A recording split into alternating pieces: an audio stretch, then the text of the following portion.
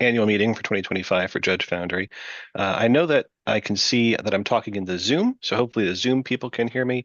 I don't know if that means people in the room can hear me.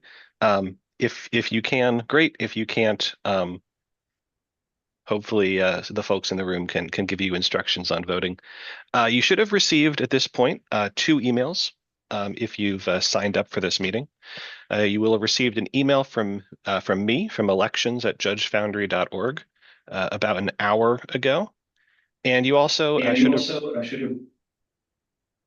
Oh, sorry, one second.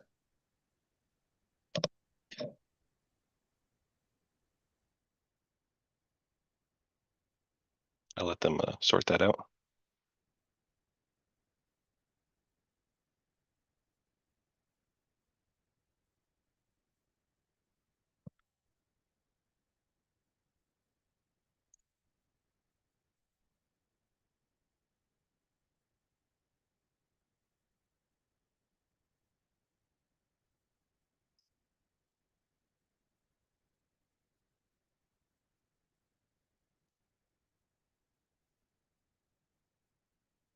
Okay, I guess I see you in the chat, so maybe you can still maybe that means you're good for me to continue. I'll say that you should have received 2 emails.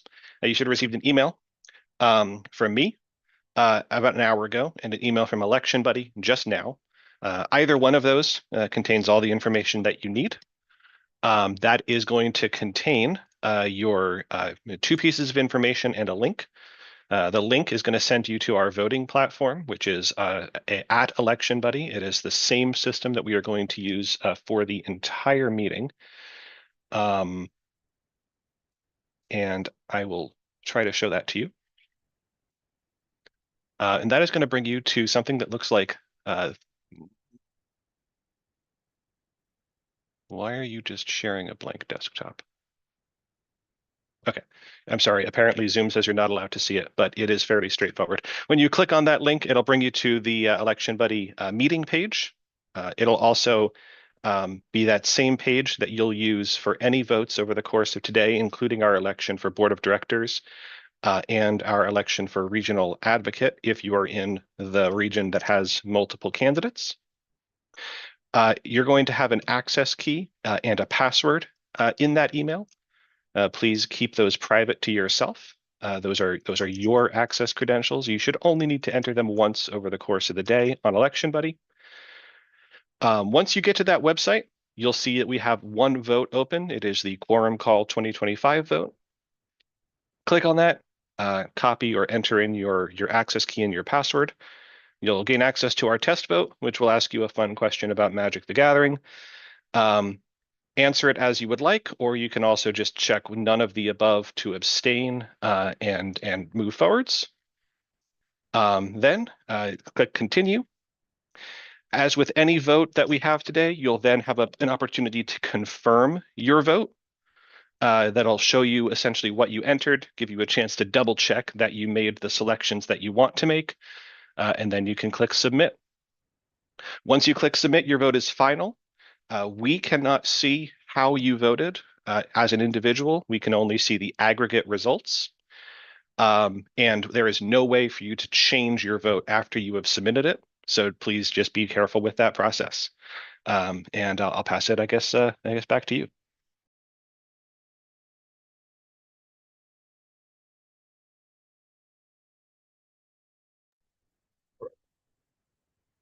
Thanks, Dan. If you haven't done it yet, go ahead and find an email that Dan just described and sign into Election Buddy. We'll have our test vote, which we'll use to determine the quorum. When the ballot appears, choose one of the options as Dan indicated. We need everyone in the meeting right now to vote so that we can get a tally for the quorum. You can go ahead and vote now.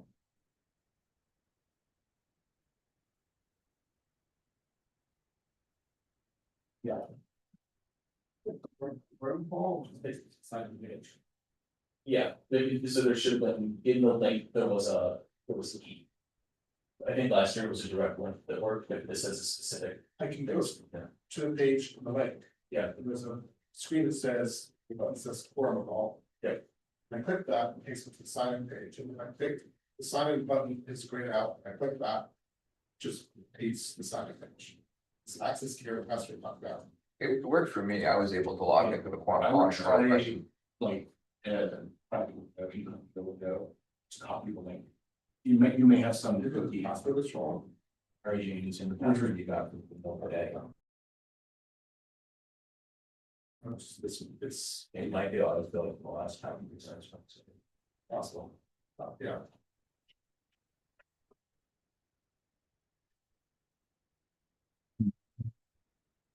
Right.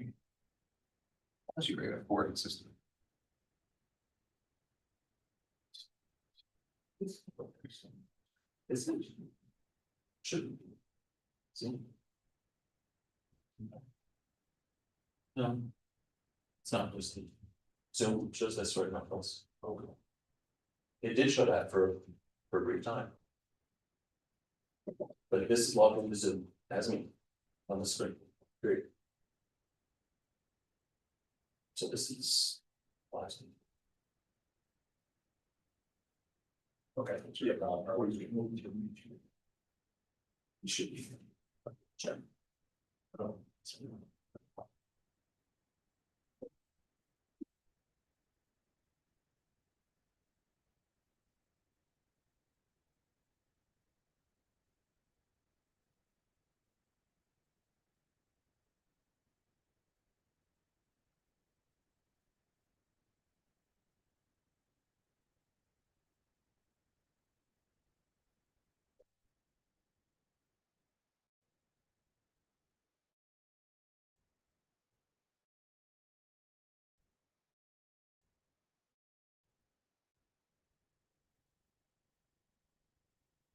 Yeah, I see it on the YouTube studio page. It's Instagram.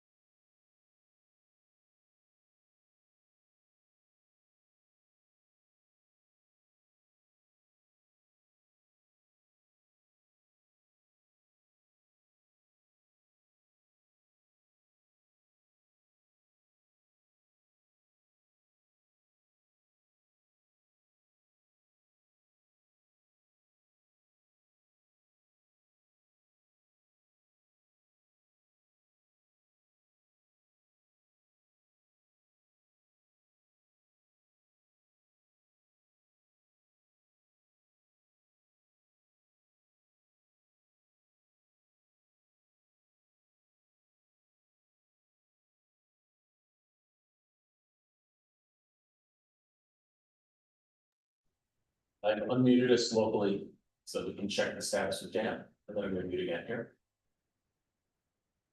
And you wanna speak to the board monks?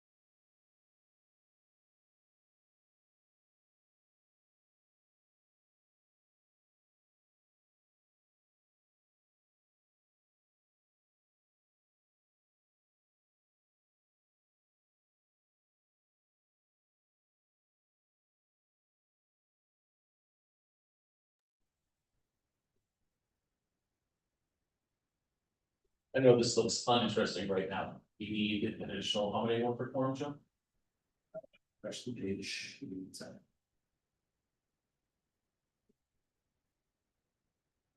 You still have the money to.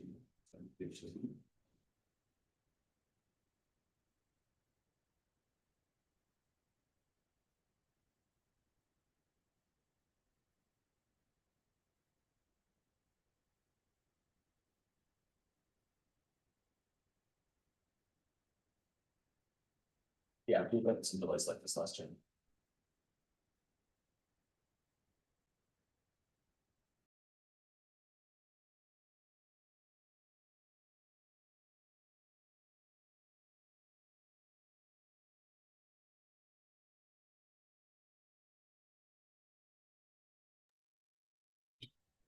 Yeah, just letting everybody know that we're looking for more folks forum.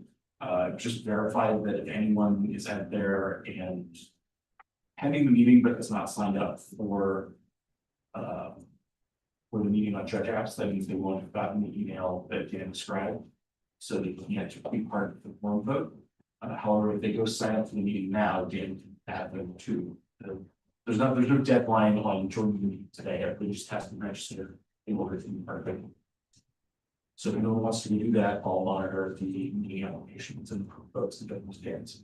If it's as soon as you get.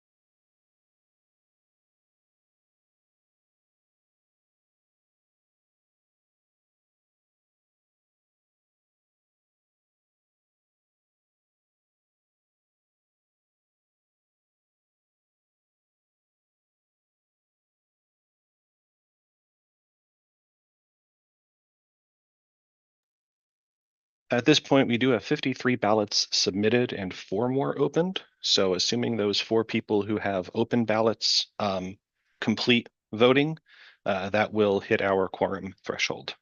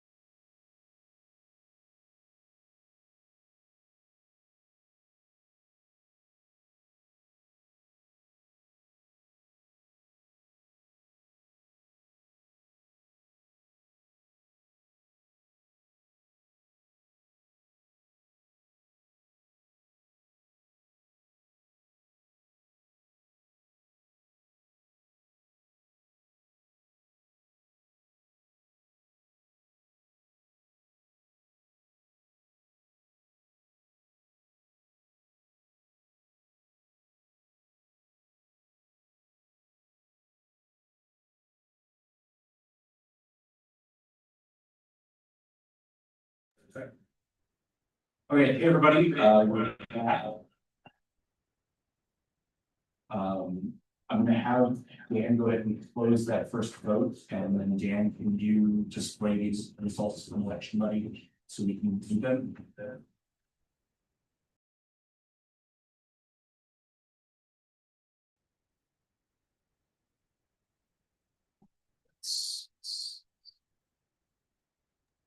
Joe, this vote is actually special. We set it up so that you can see the results while it's in progress. So you should be able to hit view results on your screen there. Just because it's a fun vote. Generally, we will not be able to see results until a vote is closed. But this particular one, since it's just a quorum call, I think we generally leave that open to allow people to test over the course of the day if they are latecomers. Okay, thanks, Dan. In that case, I will let everybody know that 58 ballots have been submitted. So that means we do have a quorum. I'm gonna double check with Dan. Dan, can you verify how many members were eligible to vote? 562, maybe +2, depending on the record keeping issues that we're currently working. But either way, that would put 562 or 564 would put 10% rounded up at 57. 7 members, possibly 58, but 57 must be present in person or remotely. That's 10% is required by the bylaws. It appears there are 58 members present. So that means a quorum is present under municipal law. Now the quorum has been established. We'll continue to have a quorum until we adjourn this evening, even if we have less than 10% of our members present at any given moment. And then I want to thank Dan again for helping us through the end this morning. We'll have more votes today. So let's move on to the next item of business. The next item of business is the adoption of the rules that will manage how we govern today's meeting. The chair is going to recognize Brooke Gardner Jones in the panel. Ready? All right, testing audio. Yeah, you're on. Everybody in the room is perfect. Okay, great. Hello, my name is Brooke Gardner Urban. And the meeting rules are posted in the annual meeting event listing on JoJabs. Can we please show those on the screen for everyone and post a link in the Zoom chat? These are the same rules we used last year. No major changes. So rather I'm pulling than this up one moment.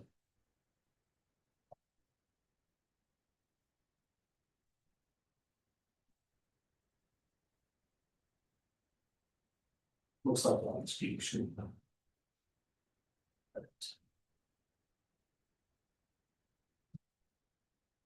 These are linked, so to show the right here on this page. Here within the event. Proposed election list. So these are the same as last year, no major changes. And Mr. President, I move to adopt the posted meeting rules for the annual meeting. Thanks, Brooke. Is there a second on this motion? Yeah, that's Stephen's right here, seconded. It is moved and seconded to adopt the rules, the meeting rules for this annual meeting.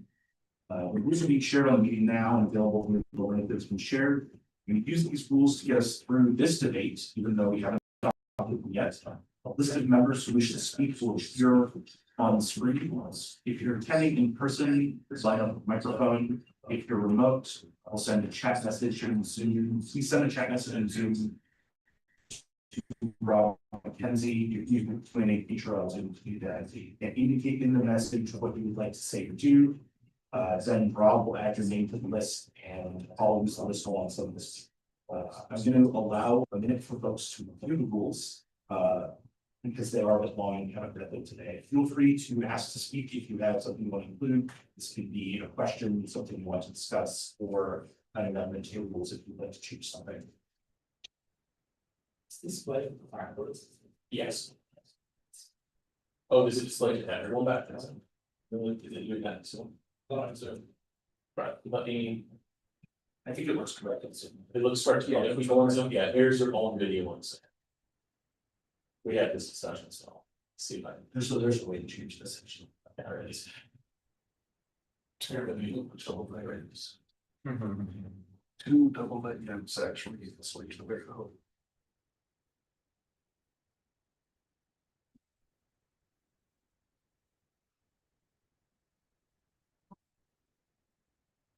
Why is this? It's literally the thing.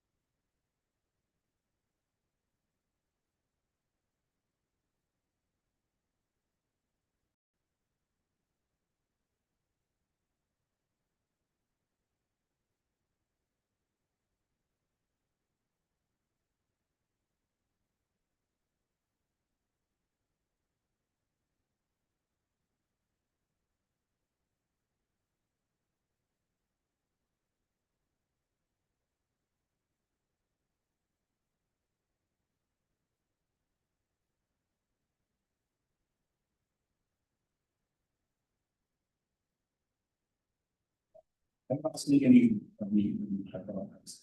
I have seen no Q and A. Can you, I can't tell if. Okay, Clear line. I'm not seeing any requests for any debates or any amendments here. So I'm gonna go ahead and move forward unless anyone has anything else.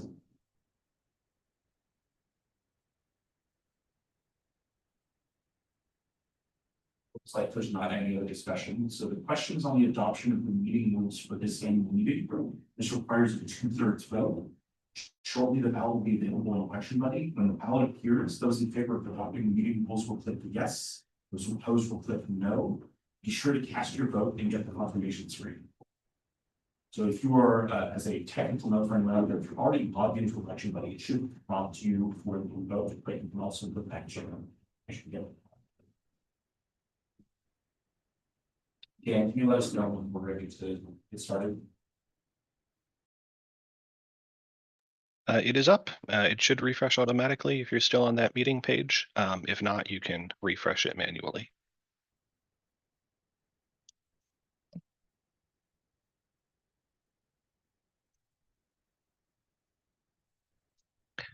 And I'll note for the two individuals who were added due to record keeping errors in their membership status, they will have received an email from Election Buddy with their username and password for voting related to the quorum call. That same set of credentials will be valid for all motions during this meeting. And if either of those has a question, they're welcome to ping me in Discord and I can assist them further.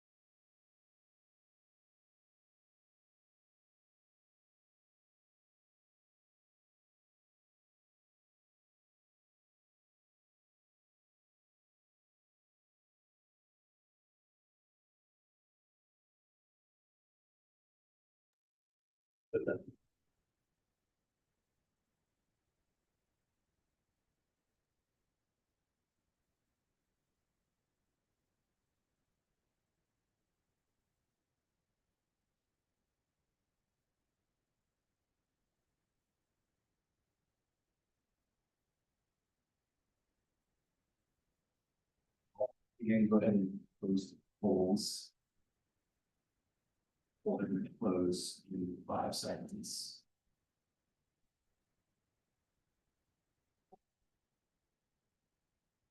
The results should appear on your screen when they are available. I see that as well.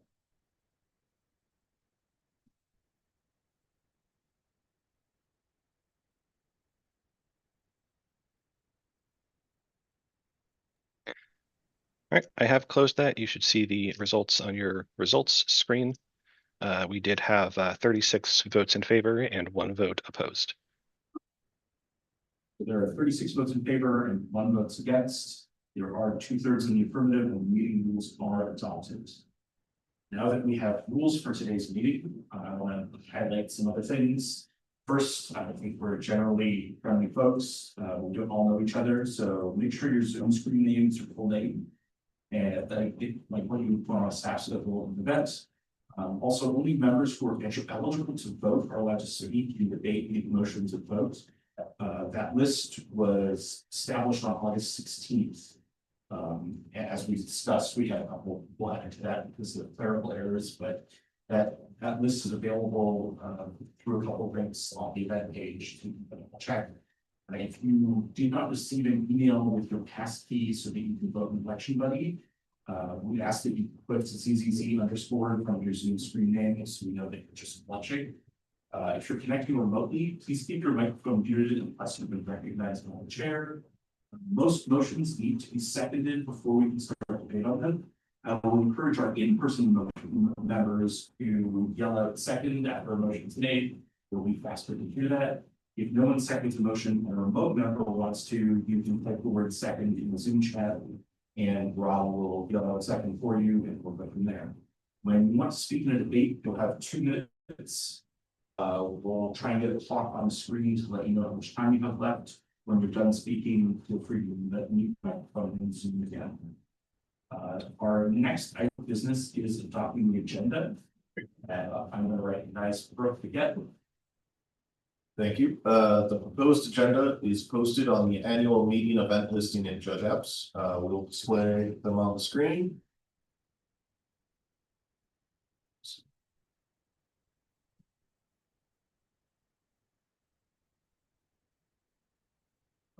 I will read. So we've already started the annual meeting, adoption of rules, adoption of agenda, and speeches from candidates for board of directors. Would be next. Conclusion of the candidate speeches, voting begins for board of directors. We'll have a report of bylaws committee, new business, and at noon, we will have a break for lunch. 1 p.m. annual meeting will resume. 2 p.m. recess for keynote and conference sessions. So 2 o'clock, Rob McKenzie will speak on judges build local player communities. At 2:30, Matt Martini will speak on the SAT strategies, approaches, and tips for Judge Foundry tests. At 3:30, I will be speaking on 12 years, 12 lessons. And at 4:30, Stephen Swanger will have a presentation on MTR communication policy. The annual meeting will resume at 5:30 p.m. and will adjourn no later than 6:30.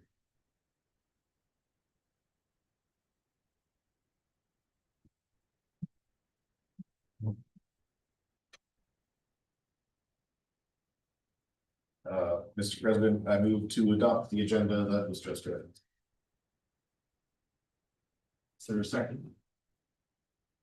I see a second from Stephen Swicker. It is moved and seconded to adopt the agenda. As a reminder, if you're attending in person and want to speak, line up the microphone. If you're remote, instead of chat message and Zoom to Rob, use the Q&A feature.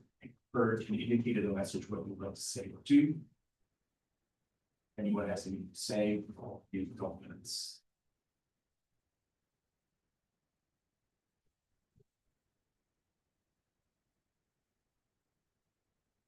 Just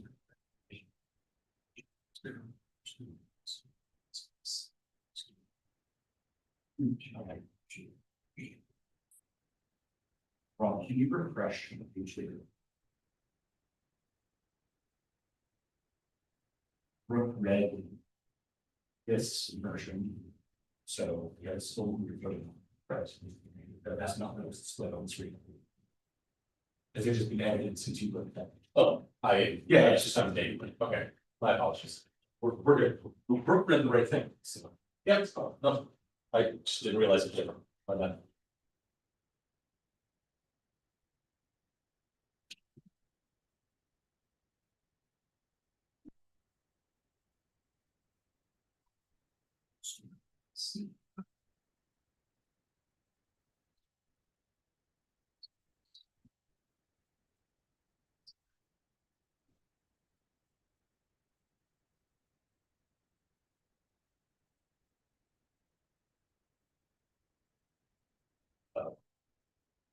I'm not sure you're watching. It's okay.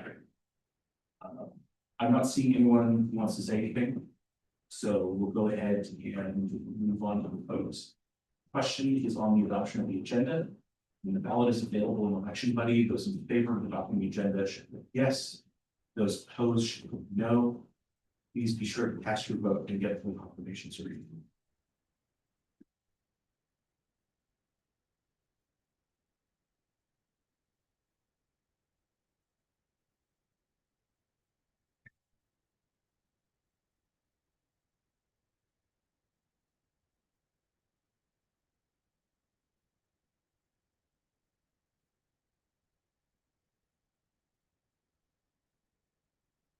Even voters are concerned, we can go ahead and.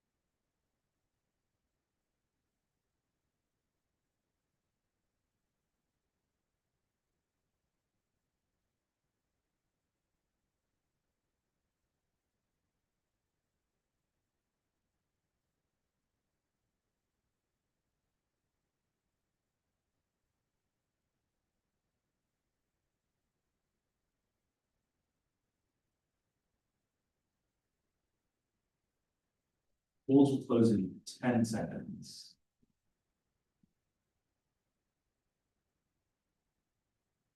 Dan, you can go ahead and close the polls. They're now closed. The results will be available.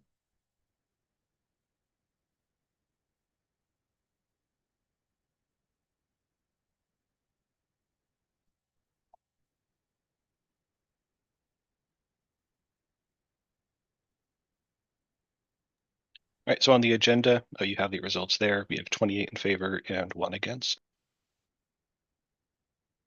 28 votes in favor and 1 vote against. There is a majority in the affirmative. The agenda is adopted. Our standing rules say the president appoints a committee to approve the minutes for our member meetings. We had discussion this morning. I'm going to appoint Dennis Bradford as the chair of said committee, Kayla Schaefer and Walter Necko as members of the minutes approval committee for the same meeting. For me, Commissioner, everyone else, the secretary will prepare minutes to the meeting and those get approved by the minutes for the meeting. That's how the process works. The notice for this meeting stated that the election committee is proposing rules for the election. You don't have to adopt any rules because the committee did not propose any changes, and rules we adopted last year are in effect until we change them. Rules are linked to the event in the event listing in Judge X, and we'll use them today. The next item of business is the election of the board of directors for the upcoming year. We had 8 candidates for the board of directors. Each of the candidates had an opportunity to write a statement and answer written questions created by the election committee and Judge Foundry members. These written items are available on web pages maintained by the election committee. Now, each candidate will have the opportunity to address the members here in speech of no more than 5 minutes. The election committee will randomly determine the order the candidates will give their speeches. Dan Collins is the chair of the election committee. Dan, can you please add any additional comments on the election process and give us the order for our candidates' speeches?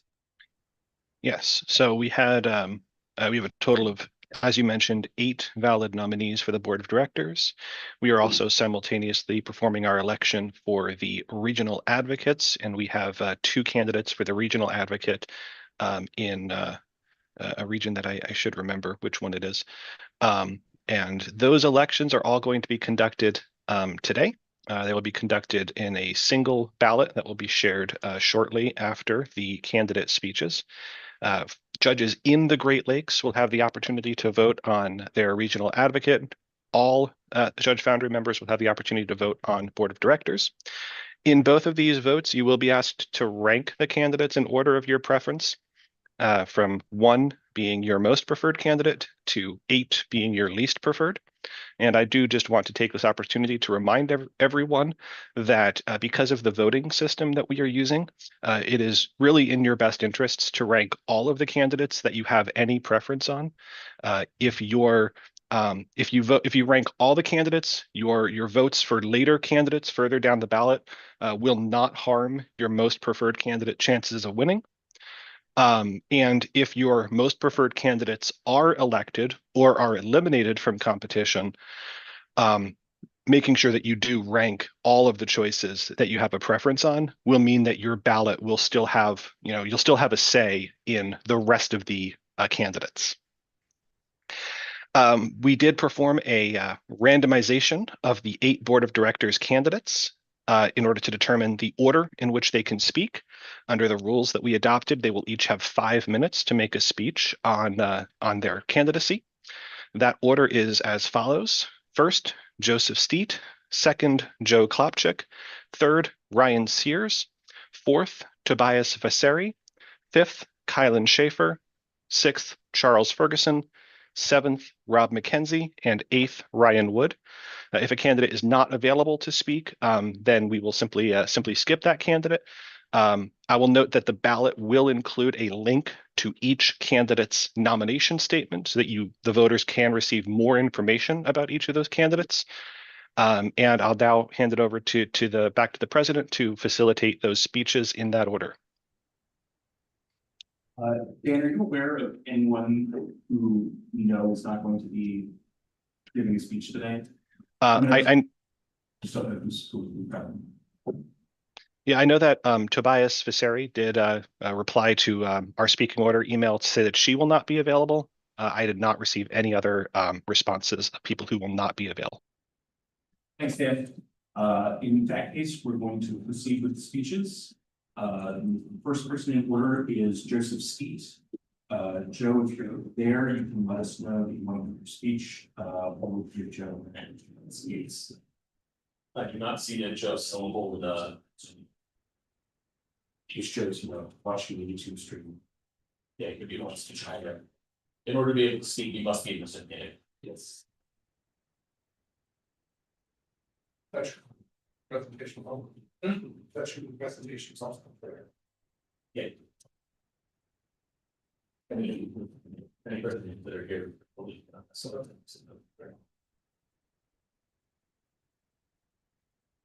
I'm not seeing anything from Steet. So we'll go ahead and move on to the next on the list. Next on the list is Joe Patrick. That's me. So I will do my speech now. Here we go. That's okay. I don't know if this mic actually works, but it's not. We have to. I will pretend to speak. You're right. Yeah, that transition to Sheldon. Okay, great.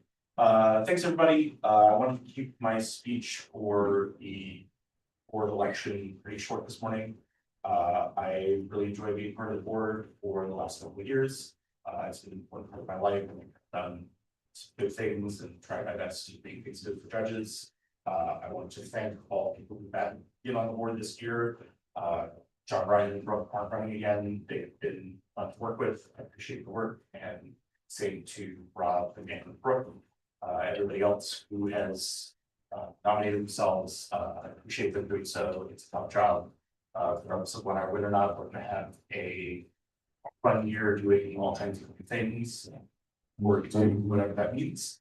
But for me, I think I don't manage to make the organization more quality here. That's it for me. Let's sit down again. Next up is Ryan Sears. Ryan, are you there? I see Ryan Sears, I can then allow to talk. I don't know what that was for you.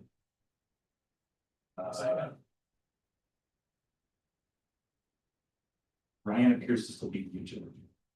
But Ryan, it's on you whenever you're ready. Hello? Yeah, you're good to go. All right.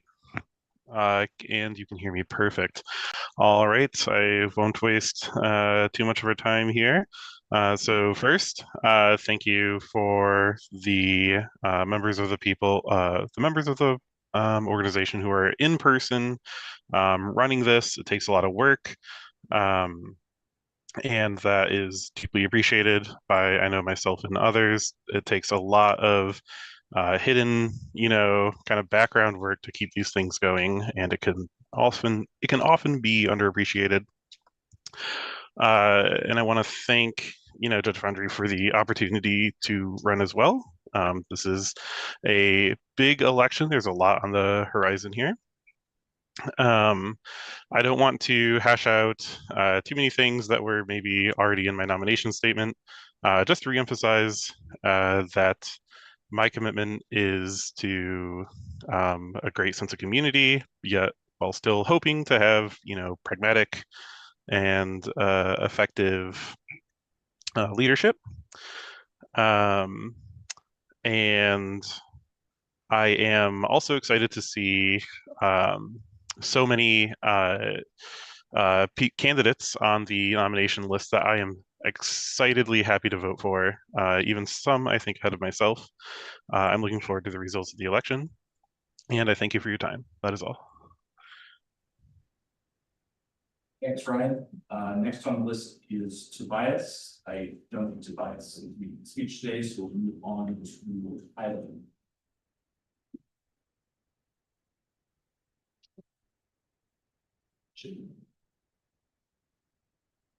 When you should present your name. Yeah. Oh, great. Can everyone hear me? Yes. Yes. Yes. Camera, maybe? Doesn't matter? Well, I think that's on your side. There we go. yeah, I haven't set the speaker view on mine, so Great. Is my camera working? I can see maybe. Okay, great. Regardless, you can hear me. That's the important part. Hello, everybody. Good morning. My name is Kylan Schaefer. I am very, very, very happy to be here. I go by Kai. That works completely fine. I've adopted that recently, and I kind of like it. It keeps it nice and easy for everybody. For those of you that do not know me, I am a level 3 judge here, certified by Judge Foundry. In my personal daily life, I am a K through 12 science educator. I teach high school science, and it's really, really awesome. Teaching is a very difficult profession, but it's also very rewarding. I'm running for the board of directors and the Great Lakes regional advocate position, along with Ryan Sears, who you just heard from. Ryan and I have collaborated on multiple projects together. We've been on multiple Discord chats. We've worked event together, and it was really awesome. Ryan is a fantastic person. And I would agree, there are a lot of great candidates. Over the past 3 years, I've worked really hard in the judge program. I'm not afraid to admit that I only certified in 2022. So, I've been part of this program for 3 years. I honestly never thought I would be here. I'm a pretty introverted person by all definitions of introverted. So this is really something really cool and exciting for me. But for the past year, I've been the regional advocate for the Great Lakes region. I've ran a couple of, I would say, successful conferences. They may have been small, but they were mighty. And we got to talk about some really amazing content and customer service skills and employability skills. And I work on some projects as well. I work on the Community Project Grant Approval Committee, on the Knowledge Pool Project. Ryan Sears and I collaborated and co-designed and co-created a judge resources website. And now I'm working with PJ currently to work on some conference materials to be shared out more publicly to people to help establish some support for conferences. But all of this I could not have done alone. I've had a lot of input from like the current board who have reached out to me and say, you know, we're really proud and we recognize the work that you're doing regionally and nationally, and that means a lot. But I think it's really important to note that we have some big changes coming with Wizards of the Coast, and everyone is aware of that. And if you're not, well, here you are. Hopefully this is not new news to you. And I think the keys here are to remain transparent. I think Judge Foundry has done a fairly good job at that, at making sure their members know what is happening and what is coming to collaborate. And there's a huge difference between communicating with each other and collaborating with each other. And I think most importantly is preserving that institutional knowledge. Every institution has those individuals that have, it seems like, all of the knowledge and have all of the skills. And it's going to be really important to, as in any transition, to help preserve that and to help communicate and put those things somewhere where we can have access to that. I do have some nonprofit work. I did some nonprofit work at a YMCA. But I think more importantly is my educational work. I have a bachelor's of science in science education, currently getting my master's degree in education. And education, I think, is the profession that has the largest stakeholders or the most amount, right? My stakeholders are my students. They are special education teachers. They are alternative education teachers. They are EL teachers. They are other content teachers, be it, you know, the four and administration and curriculum directors. How I teach and how I help others, there needs to be buy-in from more than just me. At the end of the day, my input is kind of minimal. And I want to make sure that I am collecting all of those voices, just like I would in education. I would like to wrap up as a board member. I want to prioritize three really big things. I want to prioritize investing in education and mentorship. Education is a huge thing for me. If you have ever worked an event with me, you know that education and mentorship are at the cornerstones of who I am as a judge and who I am as a person. Building systems for authentic feedback is the second one. I think surveys are great, but they are just the beginning. If I am on the board, and even now as my role as an RA in the Great Lakes region, and even I think just me as a person, I love having collaborative, detailed-oriented conversations where we can create actionable steps. That's a lot of words, but I like where we can have conversations, have input, create actions from them, not just surveys. I think surveys are a great step. We need to do those, but having those conversations with people. And third and finally is fostering inclusivity and community. Community is a big word. I never knew what community was until I've been parts of now communities. But I think the biggest thing we need to do here is we as judges need to focus more on conferences. And if I was elected to the board, or even if I were to maintain my position as a regional advocate, no matter what, no matter where I am in the judge organization, conferences will always be a focus of mine, because this is where individuals can come together, they can communicate, collaborate, they can share ideas, and more importantly, they can learn. And then this is where mentors can get together with mentees. At the end of the day, Judge Foundry is more than a certification body. The judge program will always transcend what I thought was possible. But I want to be data informed. I want to be transparent, and I always want to stay focused on the people that matter. And those are the members. I want to hear from you. I want to engage with you, and I want to create actions with you. Thank you for your time. I appreciate it.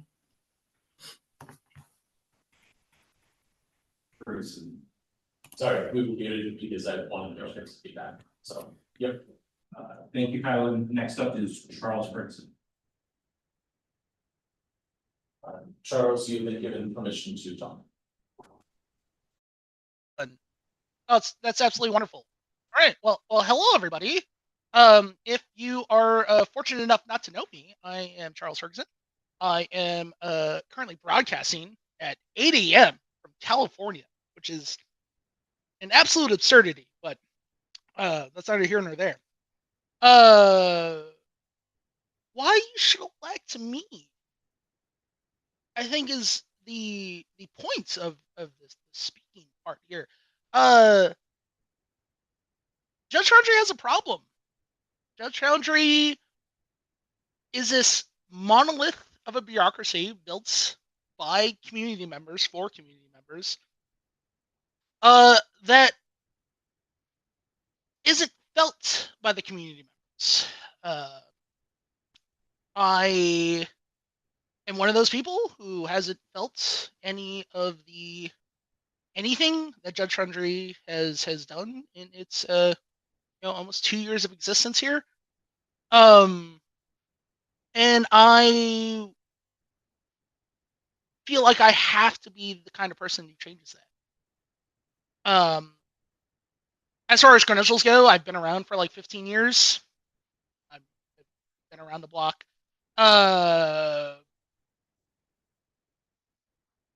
Ran conferences, organized things. I'm one of the only people who funded their own conference idea this year, I believe. I could be mistaken on that front, but after some pushback on my conference idea from Judge Foundry, and several $100s later, I find myself here in front of all of you at 8 a.m. in the morning. That's rough for everybody.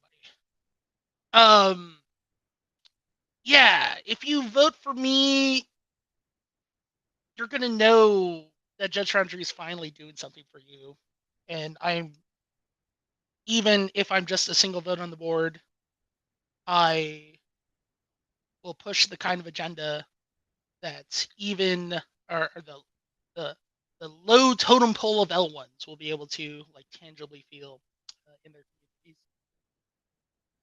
I think that's all that needs to be said. I'll send it back to Dan Collins for the transition. Go. Thanks, Charles. Next up is Rob McKenzie.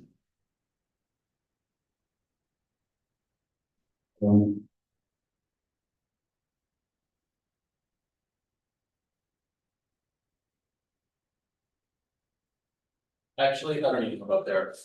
I'm gonna leave it on this screen because everybody at home didn't get the chance to do video. So I'm Rob McKenzie. You probably know who I am. I've been on the board since the beginning. I've certified a lot of people. What I represent is what Highland mentioned of institutional continuity.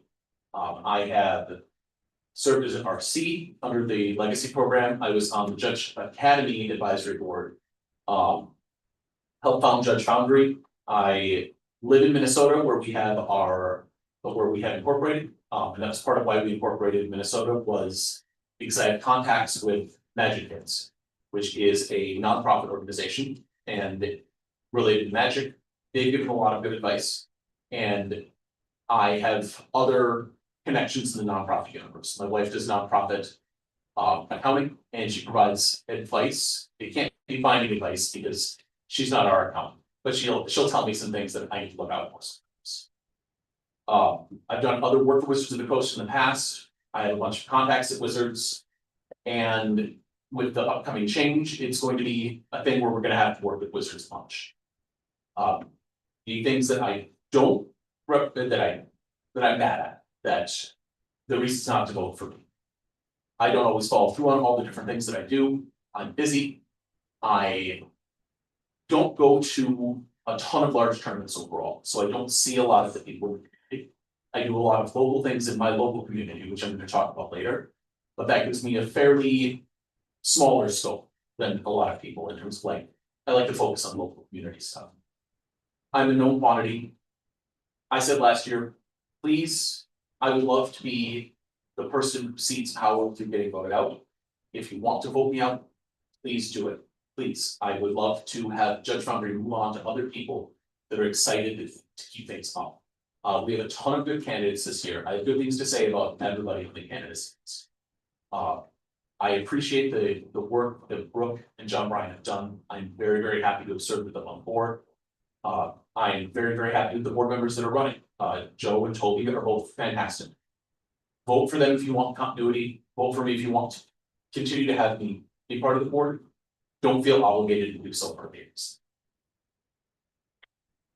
All right. Well, thanks, Rob. The last candidate is Ryan Wood. Second one.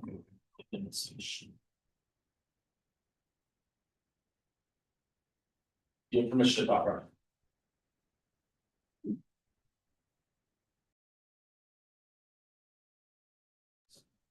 Yeah, you are muted right now, Ryan. You have permission, but I did not forcibly unmute you. Thank you. Very much appreciate you mentioning that. I started talking, and now we can get back into speech. So first, I wanted to thank everybody that is attending both in person and online. I also would like to start off by thanking all of the current and former board members and all of the candidates this year as well. So, without further ado, my fellow judges, many of us are aware that the judge community is entering another period of change. With Wizards of the Coast seeking a new judge manager, the direction of our profession and community is in a state of flux. In times like these, we have two choices: wait and see what happens, or step up and help to be the guide to that outcome. I'm running for the board of directors this year, unlike previous years, because I believe the Judge Foundry should step up, and I think that it should lead with intention and ensure that all judges, not just a select few, benefit from what comes next. I've been a part of this community for over a decade. It's actually given the world to me directly. And I stayed through the end of the legacy program, the move to Judge Academy, and the transition to Judge Foundry, as well as some early days that led to Judge Foundry's formation.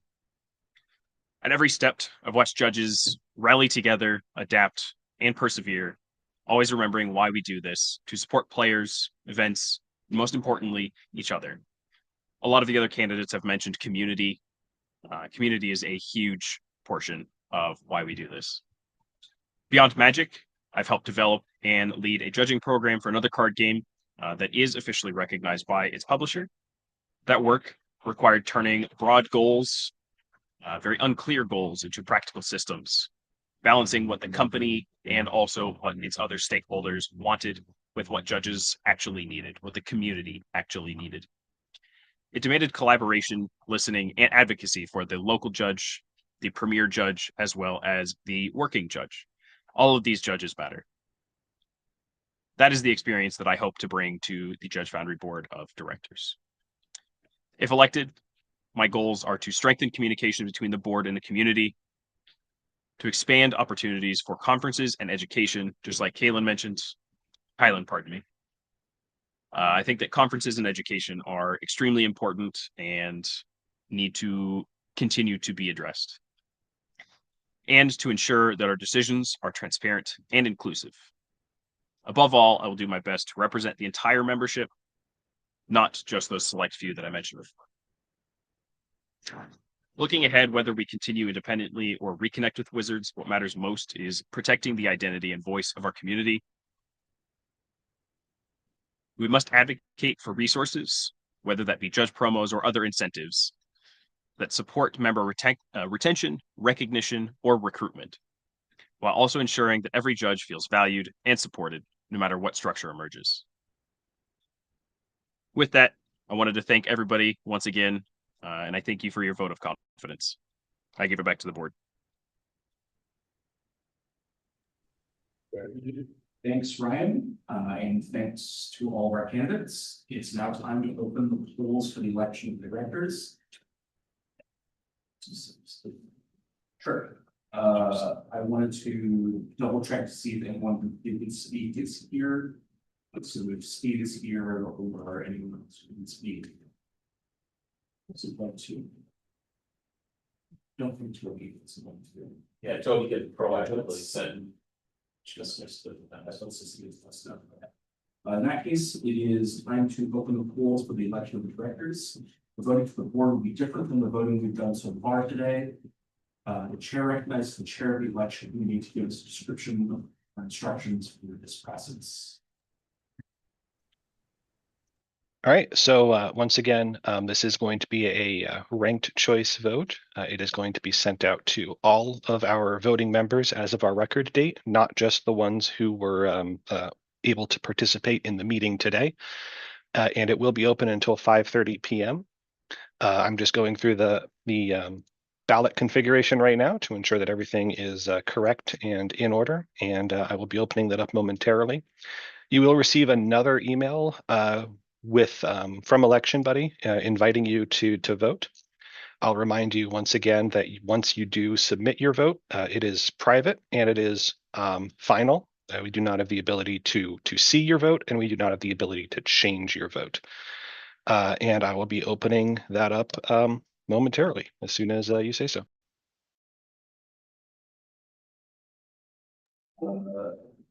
According to the rules that you, the members, adopted at the beginning of the meeting, polls will remain open throughout today's meeting and workshops. They'll close at 5:30 p.m. Eastern time.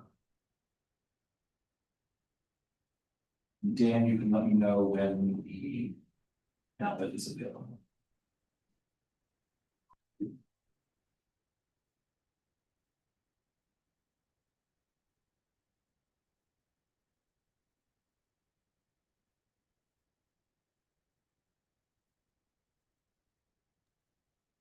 Yeah, sorry, give me just a moment to finish double checking everything. I want to make sure I have the right time zone and stuff in here.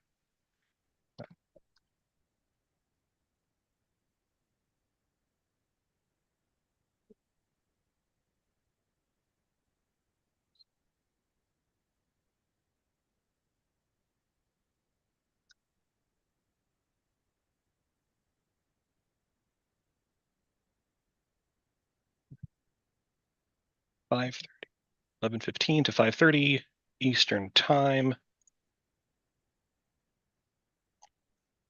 We still have the questions, voter notice. It will email. We'll send a reminder. We have 564 entrants. Voting groups are set.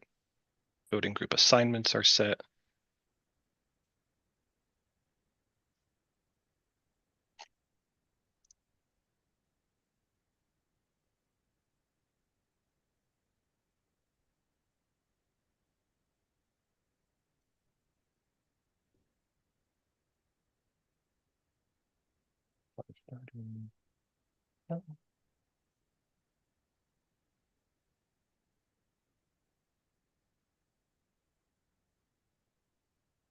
All right, that should be open. Emails will be sent out shortly.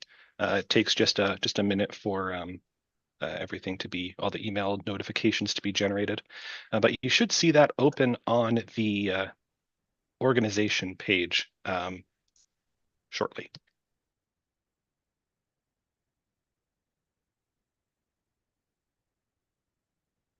I'm gonna wait for this to populate.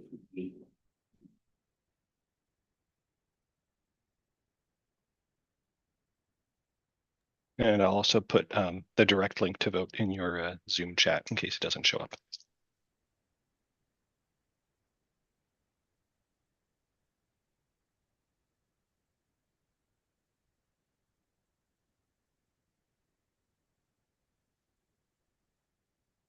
Ballot is now available for the election of the board. Feel free to vote whenever suits you. You can continue with the rest of the meeting.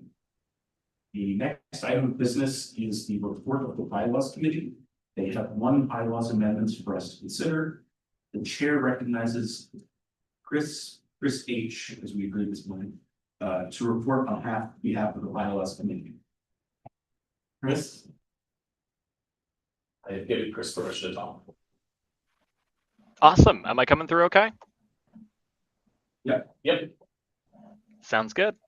All right. Yeah. For those that don't know me, I am part of the bylaws committee. We did propose an amendment. It's on the event listing in Judge Apps. It was made available to members about 2 days ago, Thursday, September 4th. There's actually only one amendment to the bylaws for our consideration today, and that amendment changes the time period for voting on the board of directors. And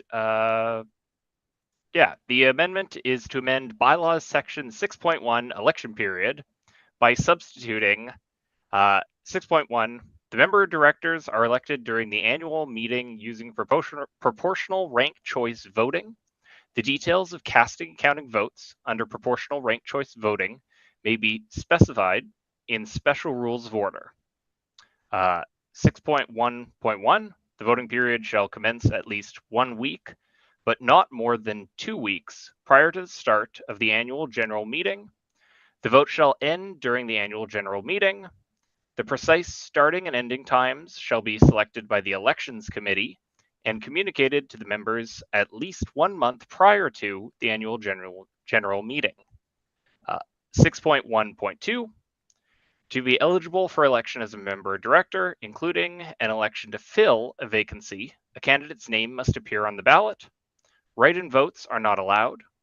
An individual is ineligible for election as a member or director if they were a member of the election committee while the committee was deliberating or performing tasks related to that election. 6.1.3, in any case of discrepancy between these provisions and any other rule, the procedures outlined in this section shall prevail. Mr. President, on behalf of the Bylaws Committee, I move to adopt Amendment 1.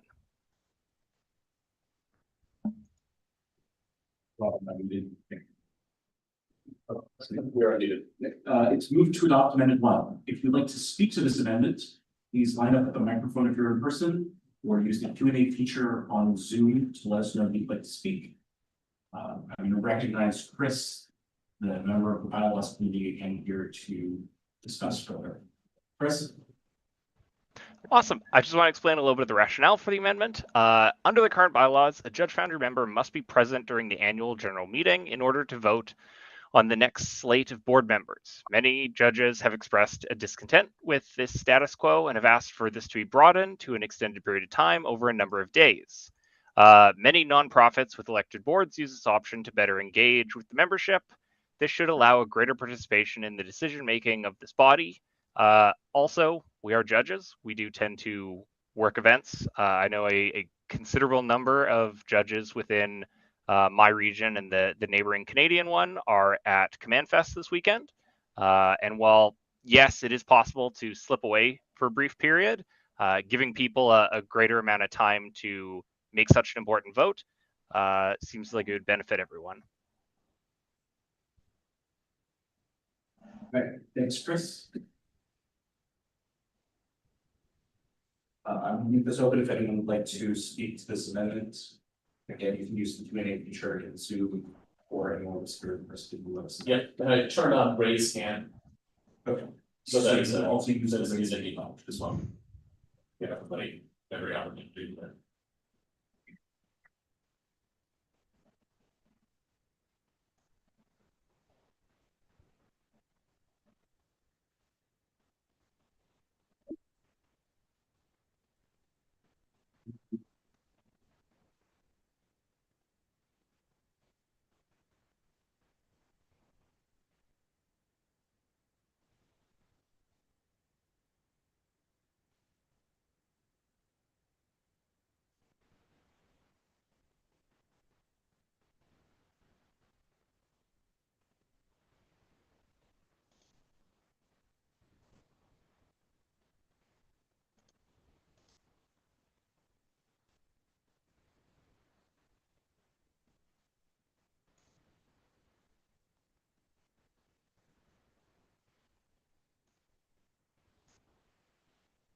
Not seeing anyone else that wants to discuss anything regarding to this. I have a comment from John O'Donnell. Rob, can you see if they would, John, do you want to speak? He said what he wants to speak, but it should. Let me see that out loud.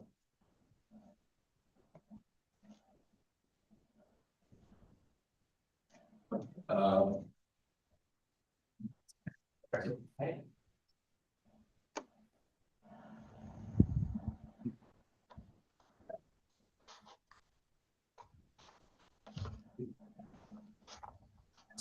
Awesome. Don't you let me read this out loud? Yeah, that's what I was just discussing with Matt. With John, do you want us to read that out loud for you? Or- He said, if you replied negative to speech. Yeah, it sounds like he doesn't want to talk, but okay, so he's indicated he wants to speak, yeah, so I'll go ahead and read John's, main comment.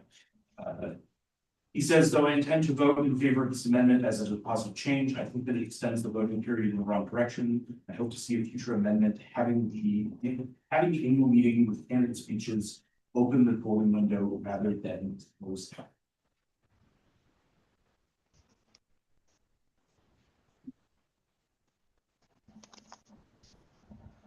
See. Chris, did you want to speak to this from the bylaws committee side in response? Yes. And I believe that we did explore this. However, there was either a requirement or a strong desire that by the end of the annual meeting that we actually have our board. I definitely know there was a lot of people who did agree with that sentiment that, you know, kick it off, have it run, and then we reconvene a week later or something like that, publish it then. But yeah, there was a number of rules, I guess, or a strong desire that meant that we had to have our board by the end of that meeting.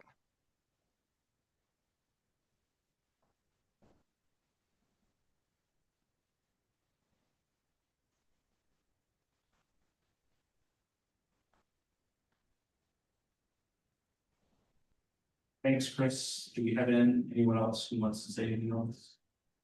Regarding this comment or the amendment in general?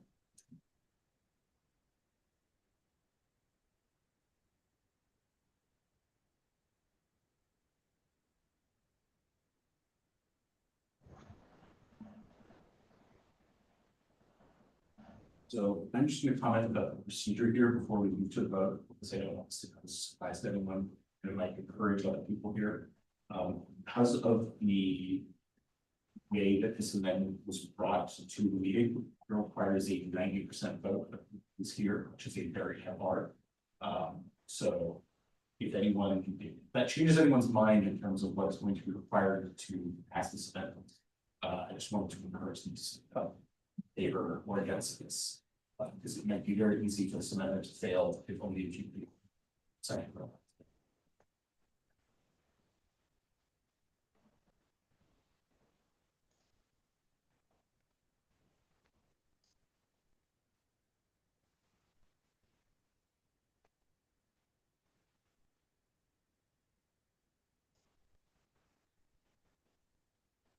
Okay, looks like we don't have any more commentary. So the question is on the adoption of amendment 1 election period. Notice of a bylaws amendment must be sent to all voting members for 21 to 60 days before the meeting will vote on it. This amendment is not made available to the members until 2 days prior to the meeting. Our bylaws allow an amendment to be adopted with less than 21 days notice, but it will require a 90% vote. When the ballot is available in election money, those in favor will put yes, those opposed will put no. You know, that is available. Button.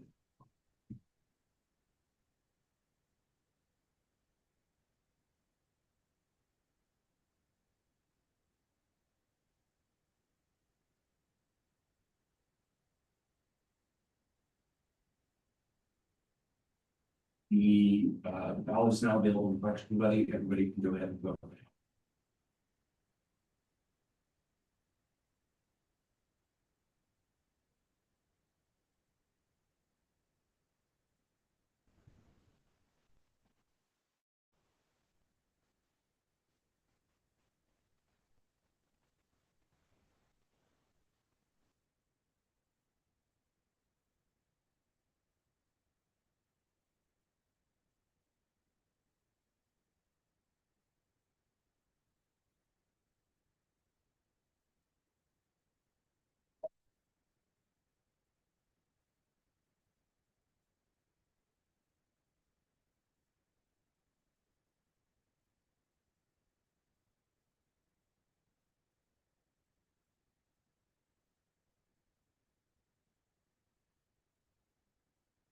We'll close in about 10 seconds.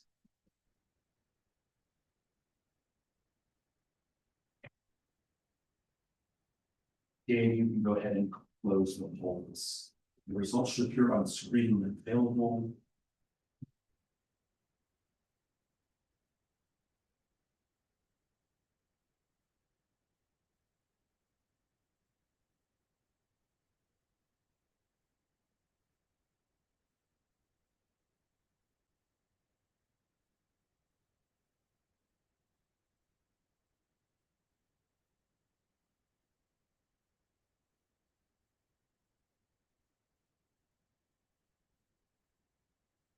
We have the results. There are 24 votes in favor and 3 votes against.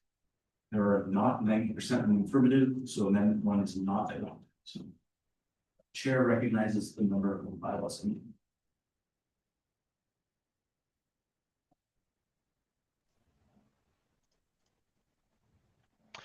That concludes the report of the Bylaws Committee.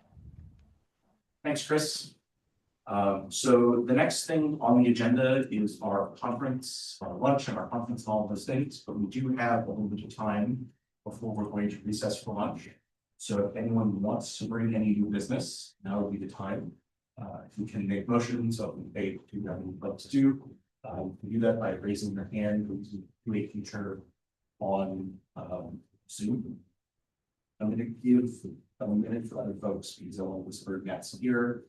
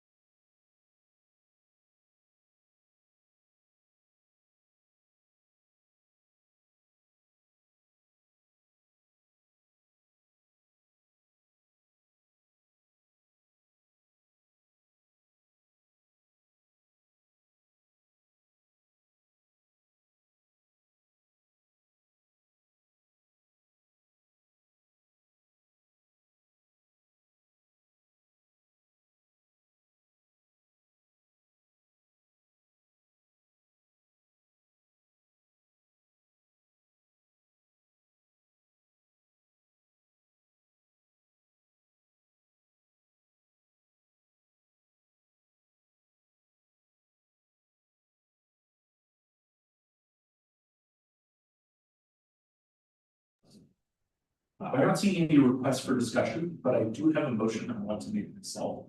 I just want to acknowledge that we nearly had the 90% threshold, which is very high for this amendment that the bylaws committee put some time into, and it sounds like there's a lot of learning for that. The process for having this apply to our next election, even though this vote is not passed, is that the board would have to call for a special meeting to address that particular thing.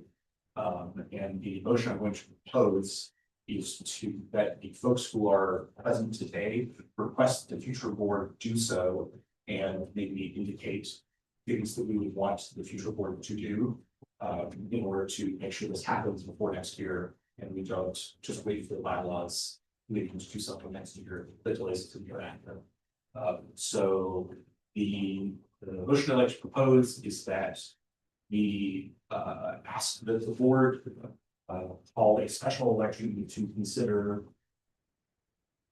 That's great.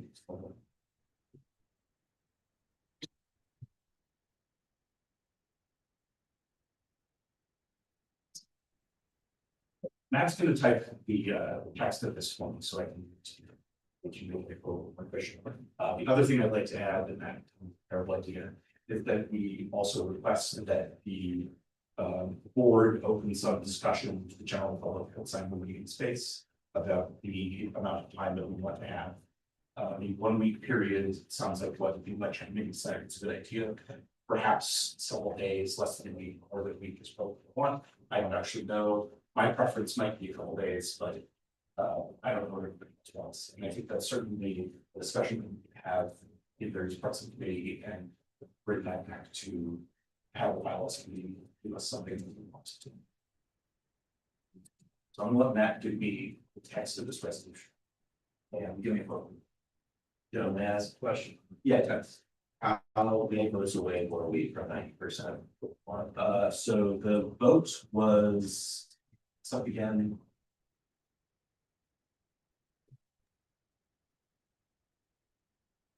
The vote was 24 votes for and 3 votes against. So 1 vote would have made that 25-2, which would have been in favor. So we only did 90% of the votes, not 90%. Correct, you need 90% of the votes. Okay, yes. Is it possible to vote on this again later in the meeting? Or do we? I was asking that question. Right, that's it. Matt,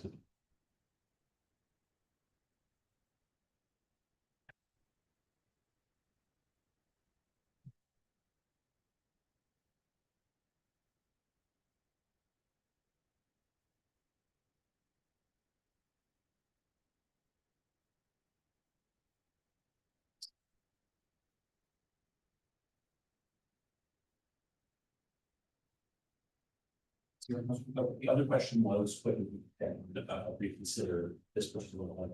So, Yes, if one of the 3 people who voted no on it are willing to publicly say, yes, I voted no on that, and I'm going to reconsider, but it has to be one of those 3 people.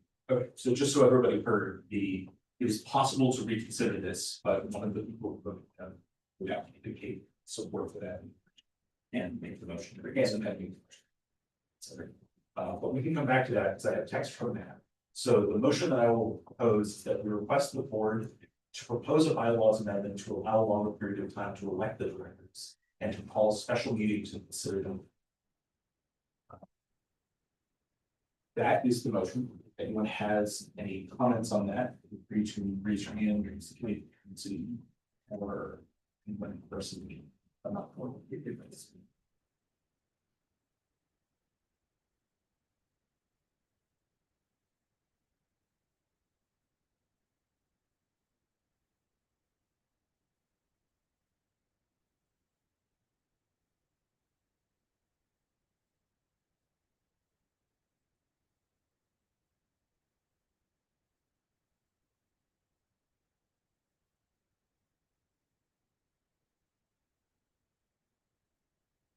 Not seeing any hands raised or anyone from our city.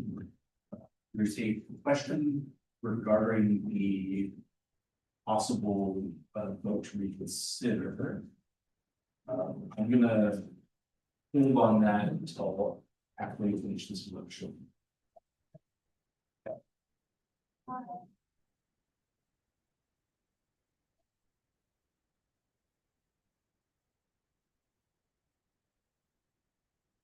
We're stuck in it. Then we're gonna consider the motion that I just put forward with all that.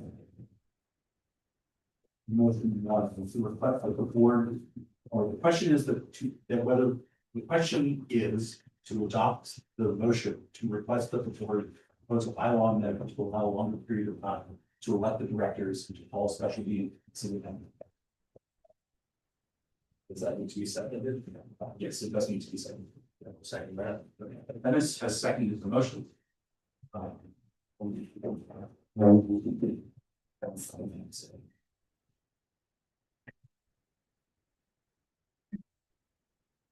Yeah, so Brian has asked that we put that motion in chat. Matt has a test of it, I'll have him do that. Yeah, if people speak up more, like. I can per chat, I'm talking to the computer, I guess.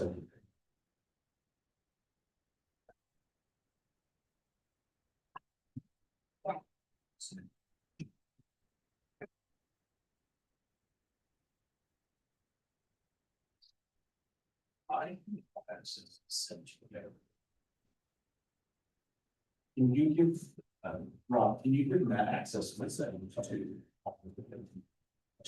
in the chat again?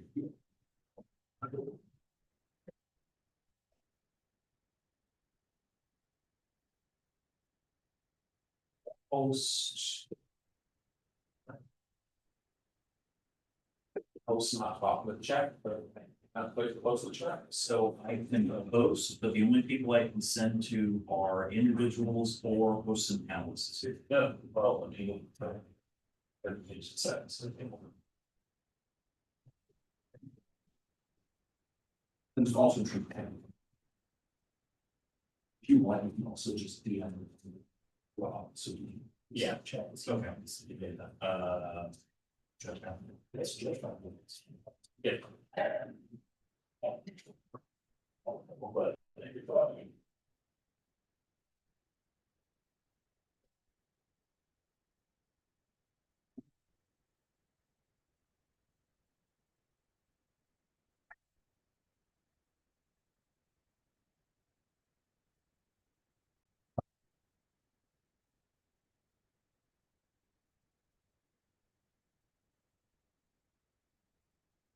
It appears that the text of the resolution is now in Zoom chat. So I'm going to leave this open if anyone has any anything you want to say about this particular motion.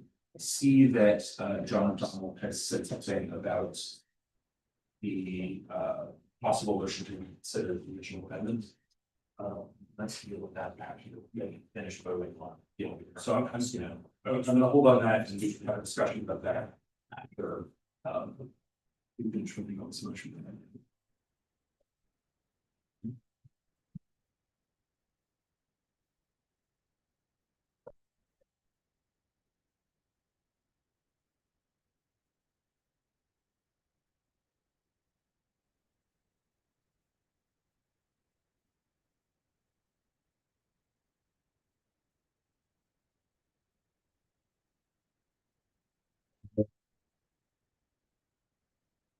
Not seeing any further comments.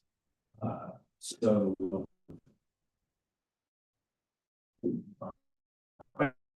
Question is. Oh, that was really choppy. Can you say that again? The question is on motion 1 to ask the incoming board to call a special election regarding the bylaws amendment, to call a special meeting to handle the bylaws amendment to extend time to vote for the board of directors. The ballot is available for election buddy. Those in favor of adopting the amendment motion, yes. Those opposed, no. Be sure to cast your vote and get the confirmation screen. We'll let everybody know when that's the day.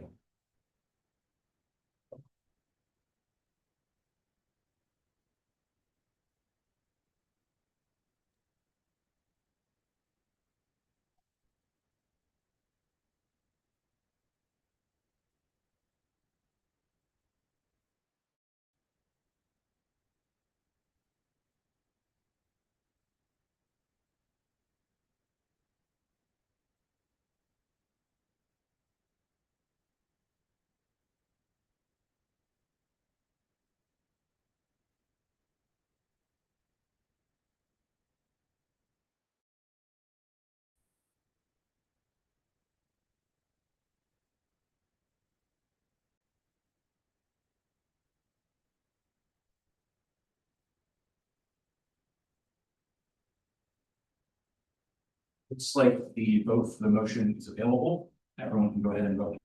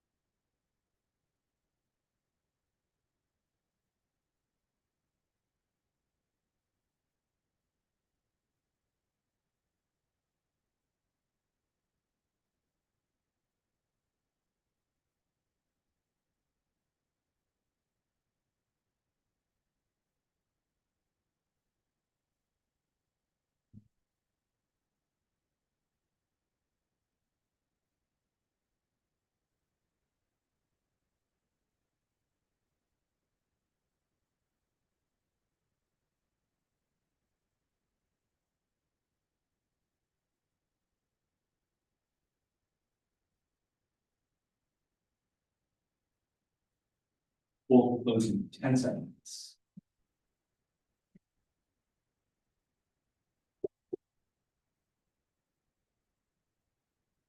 And you can go ahead and close vote.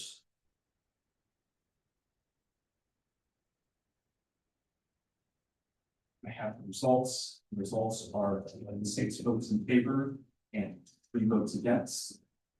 So there is a majority in affirmative. The motion is adopted. The membership is requested of the incoming board host a special meeting to consider a bylaws amendment to extend the period of time to vote for directors. See, it is 11:46 here, so we have a little bit of time before we're scheduled to lunch, so I want to address John McDonald's question Q&A. I'll just go ahead and read what he said. He asks, is the mechanism for having the second vote only based on a no vote change of the mind, or with a sufficient number of abstentions, communicating that they would now pass in favor, also trigger consideration of the vote again? I ask because the prior votes indicate that we might have 7 or so abstentions out there. I'm gonna ask him that to explain logic and procedure about this a little bit more. So the way that we would reopen this is called a motion to reconsider. Reconsideration can only happen once if it's done. But to make the motion to reconsider, it has to be made by somebody who voted on the winning side. The winning side in this case is the no vote because the motion failed. So it would need to be one of the 3 people who voted no on it. We have the way that we vote in this meeting is secret ballot. We don't have a way to look into those ballots to find out who it was. So we would have to trust that when the member makes the motion to reconsider, the chair will ask, which way did you vote on the original motion? And they say, I voted no, and we're like, okay, great. We have to trust that that person is telling the truth. But to start the process for the whole motion to reconsider thing, it has to be made by somebody on the winning side, which is one of the 3 no votes. Thanks, Matt. I'm gonna leave this open if anyone wants to say anything. If I don't hear anything in the next couple of minutes, we'll recess for lunch here and then come back for our conference presentations. Whatever's next on the agenda. We're still in business. Yes, we're still in business. Yeah, we'll be another hour. Of business. Anything else? That's it. Oh, you're right. Yeah. Excellent.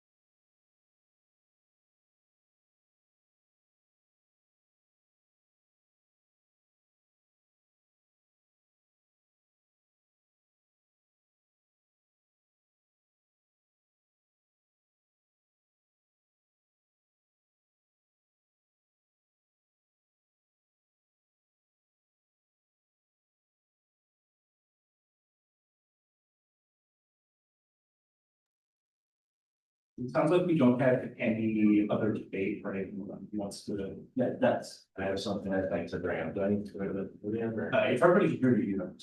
Okay. Dennis Bradford, I'm here in person at the meeting.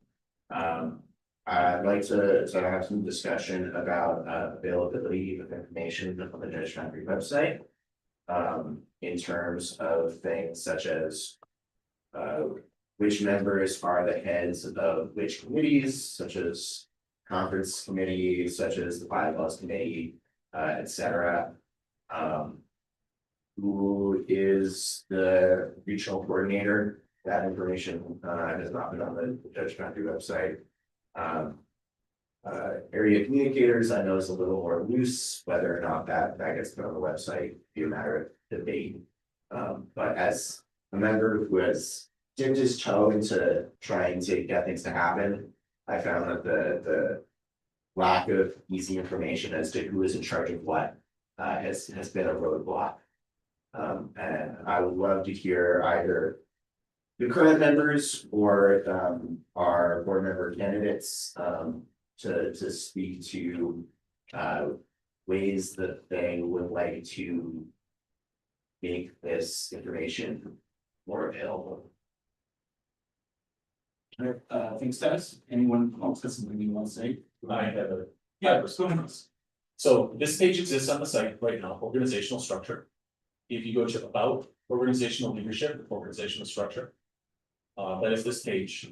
It contains links to the judge apps profiles for all the regional coordinator, the testing manager, the local manager, the parliamentarian, the conference manager are all listed here. The exam managers for the different exams, the grants committee and the bylaws are all listed on this site. We recently recognized a products project that hasn't been put on this yet, so that needs to get done. We should probably make a direct who is in charge of this, because I don't think we have any kind of official stance on it. I think Toby just put this. But I This is excellent. This is excellent. I've not realized that this was here. Yeah, this has not been here forever. This has been here fairly recently. Toby put this together. It looks really good. I feel. And so, I think that this should probably be something that is devolved to a particular person. And we make a designated webmaster position, or we say the secretary has to manage it. Would be my proposal. That this gets carried forward, because otherwise. You're right, having this up is important, and if we change out any of these positions, when the board changes, when any of these change, somebody needs to be responsible for change. So.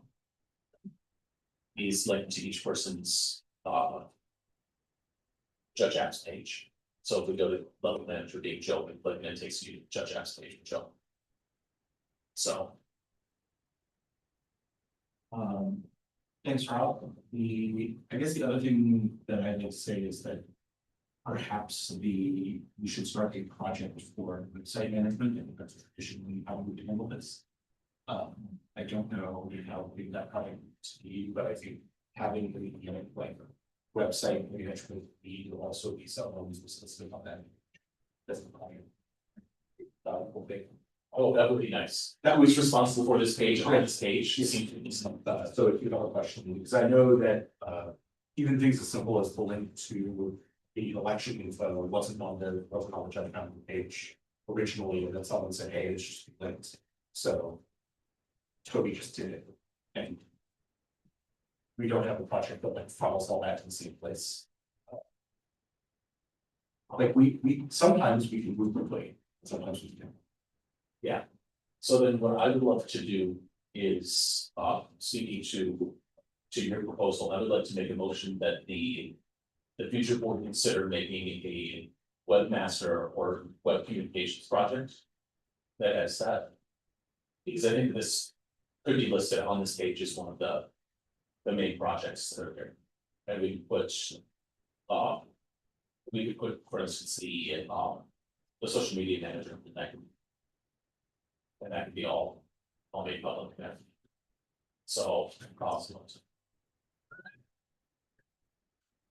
I'm gonna take the text of a motion from myself. If you would like to suggest the text of the motion, that would be helpful. Yes, So.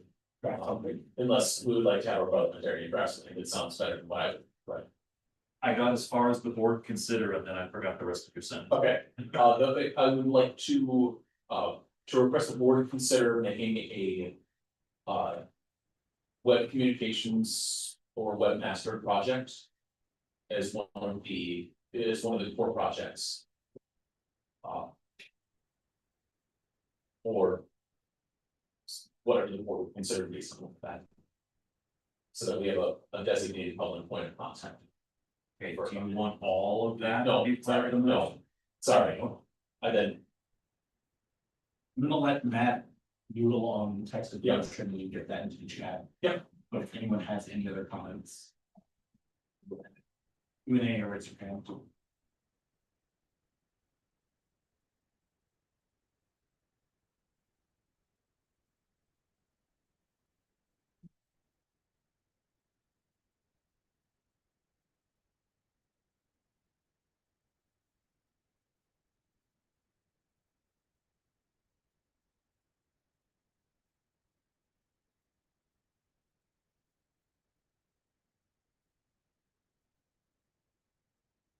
critical problem, you said. Yes. Specifically, instead it would show up on this, well. Right, structure, but there should be a project. But that reports to the board.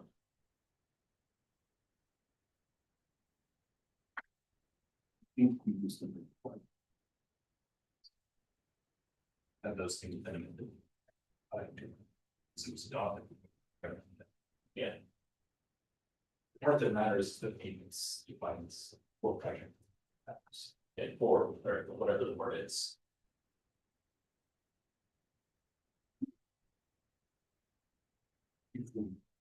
I will figure out if it's then changing parts to be whether it's. Yeah. Yeah. And we continue to speak up if we want everybody to hear. Yes, sorry. So, All right, I gave you some text in chat, see if that's what you want. Yep. You will talk, send that there. I placed it in the general chat. So the motion is that the board of directors consider making a web communication project or web backend document as the critical project. Is there something? I say, Dennis has second. I'm going to leave it open if there's any additional discussion, motion. After the discussion.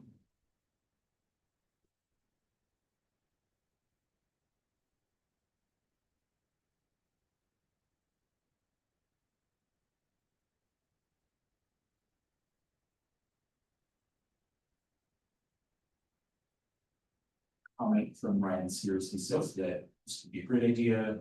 Professional communications is always more difficult than it sounds, so letting it small organizational structure is potential to really.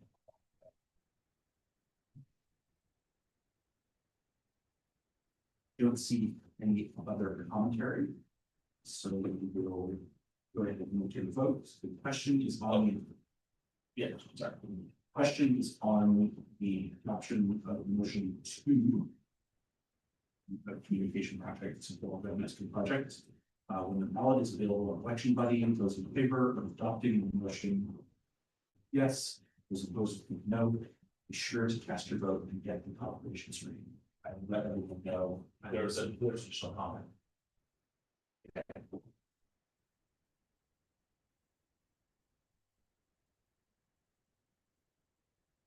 So James asked for further information. Does the reference to the board of directors in the text refer to current board of directors? Area refers to the body where the current membership is. So it doesn't matter. No, it's a request from the board. Okay, so the answer is that this requests the body that is the board, not particular people right now. So this request is to people as well. Okay, I will let everybody know when next vote is available. It feels to be available now. Everyone can go ahead and go.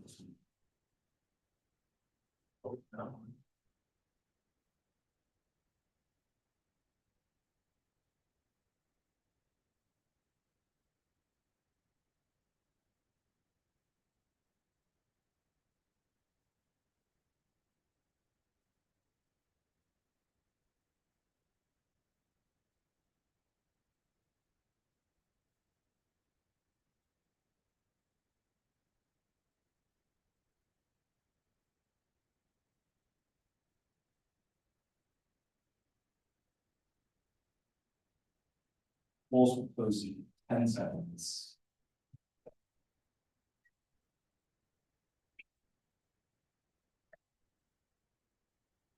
Dan, you can go ahead and close the poll.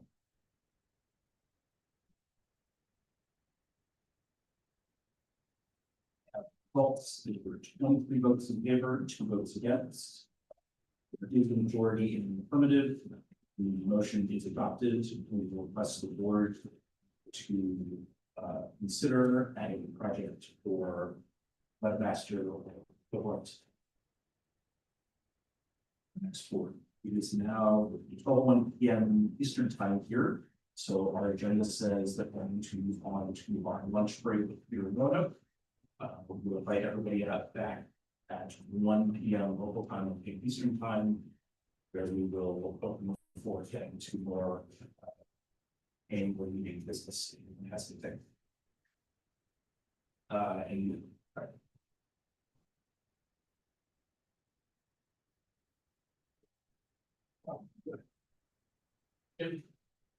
We want to, or we want to close the meeting? I think we can go out.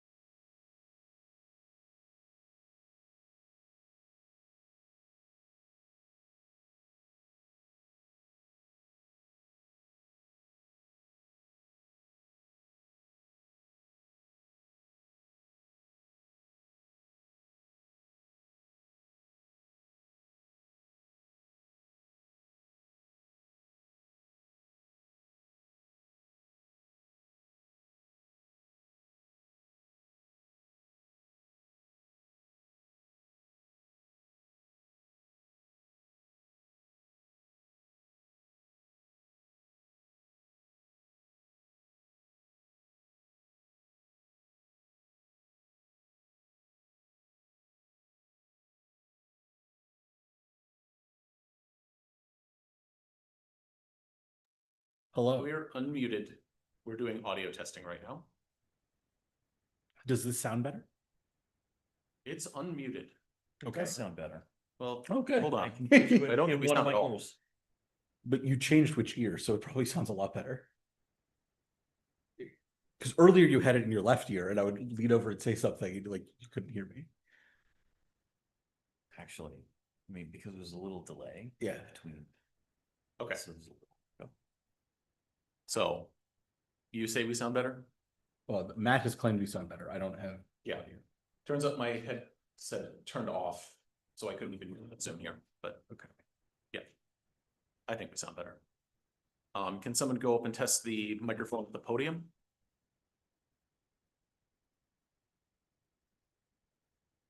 This is the microphone. It's switched off. Oh, it's switched off. Because I didn't want it to pick up right away. This is the microphone at the podium when it's switched on. That sounds really good. Okay. So if I walk away, is it okay if I leave that switched on? Yeah, that should be fine. Okay. Just need to determine which one is me. Is that me? No, that's you. Is that me? Yeah, that's me. Okay.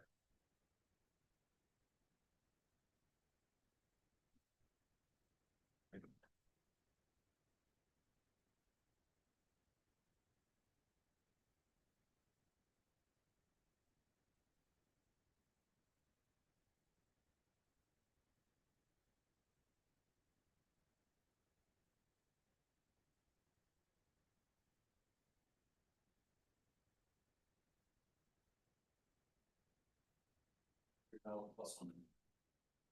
Okay. Is the mic on? Yeah. Yep. Okay. Welcome back, everyone. We're going to reconvene the annual meeting for Judge Foundry for 2025. If anyone has anything they want to talk about, discuss, motions they want to bring, raise your hand in the Zoom meeting, and we will acknowledge you.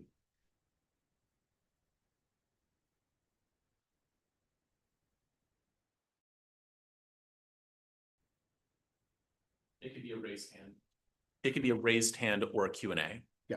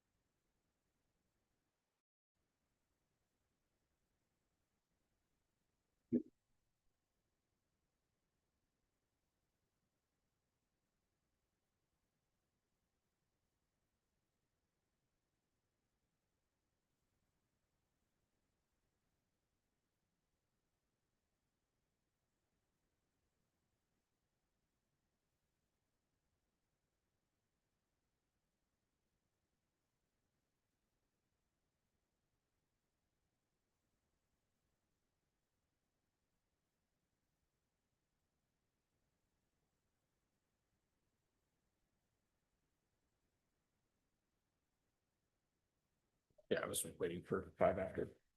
I'm not seeing anyone that has anything to.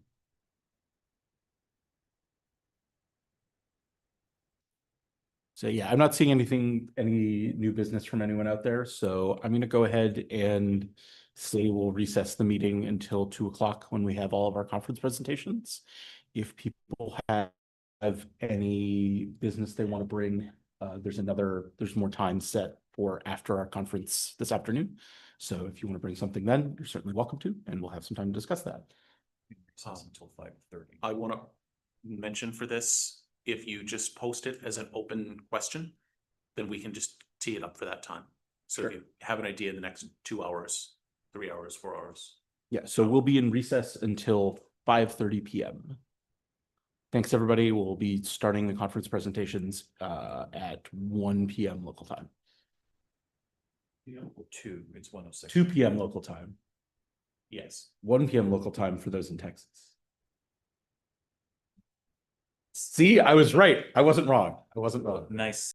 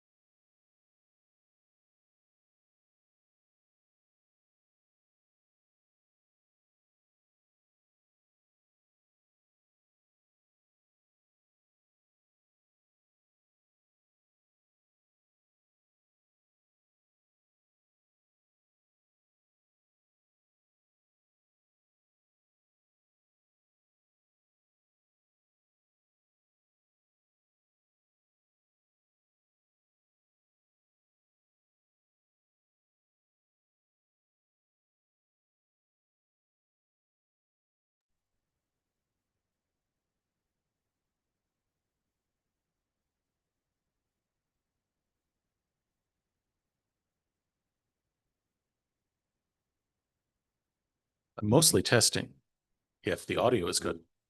Oh, seems good.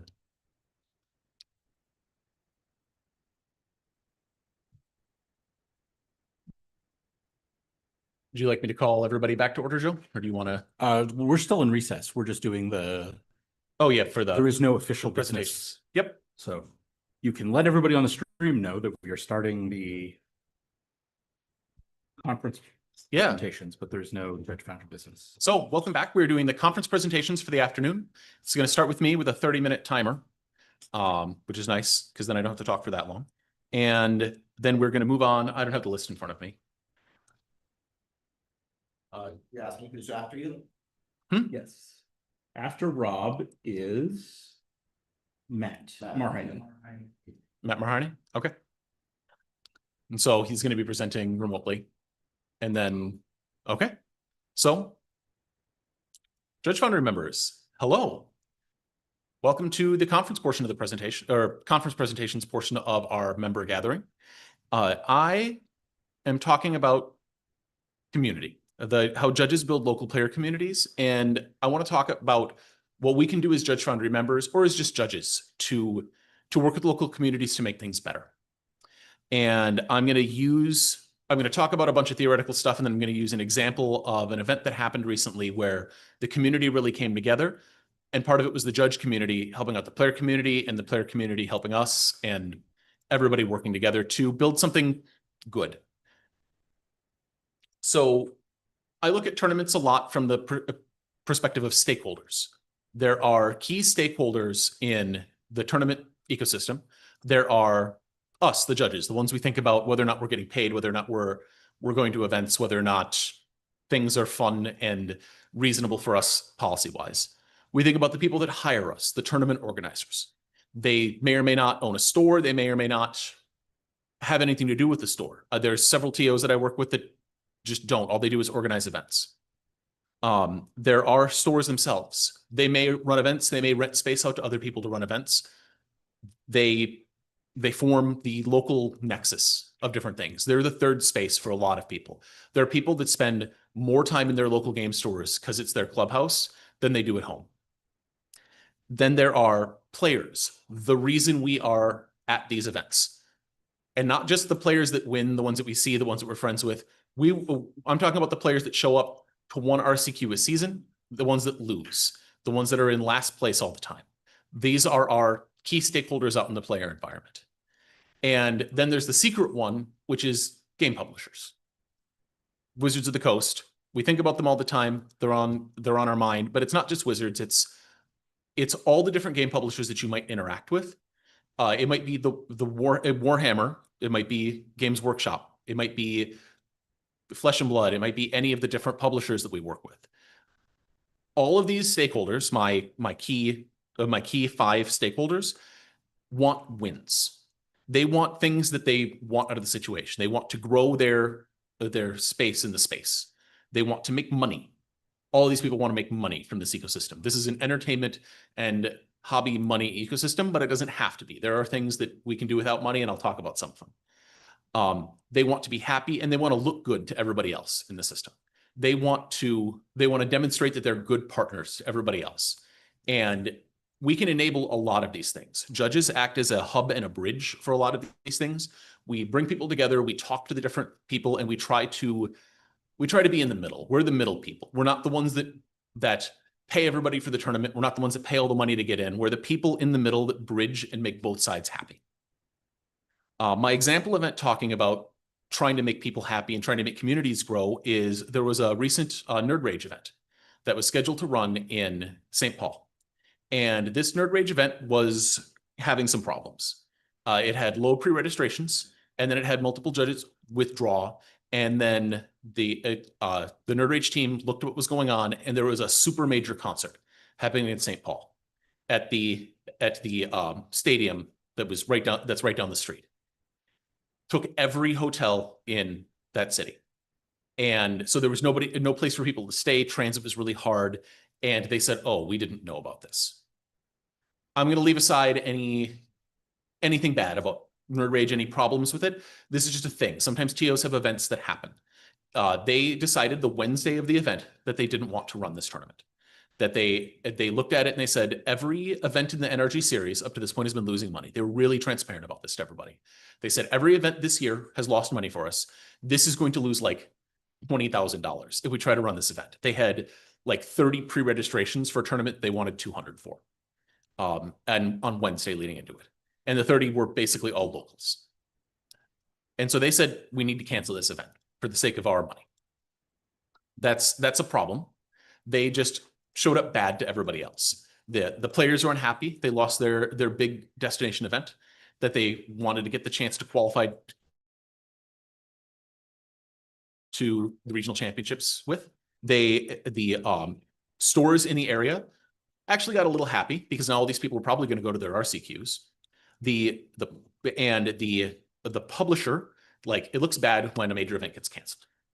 And so because Wizards sponsors these and backs them up, and it, like, having one of your people suddenly back out, not because there was an unplanned emergency issue, but something they could have in theory planned for, doesn't look good. So NRG wants to look better. The players want something. The judges aren't getting paid. NRG is very nice, very gracious. They said they sent an email out to the staff. Anyone who hasn't withdrawn, we're going to pay you 50% of whatever we're going to pay you for the weekend. So they were trying to save face with that. They had a town hall. They interacted with the players. They're trying to make everybody understand and get the PR bump from interacting well with everybody. When they came out with all of this and tried to talk with everybody about it and be upfront and forward about things, one of the local players who's just, he's the big guy in the area. And I don't want to make this a joke about Sean, anything other than everybody loves Sean. Sean's got a big heart. And Sean Gallagher from the Minneapolis area. He's got a big heart. He's a wonderful guy. He runs the Minnesota competitive Discord. He puts together groups to go to places. He's a grinder on the NRG circuit. He's one of the top point earners this year and last year. And Sean reached out to me because I was scheduled to head judge this NRG event. And he said, hey, they just canceled your tournament. I said, yes, they did. And he said, you want to try to run an event in that same time slot?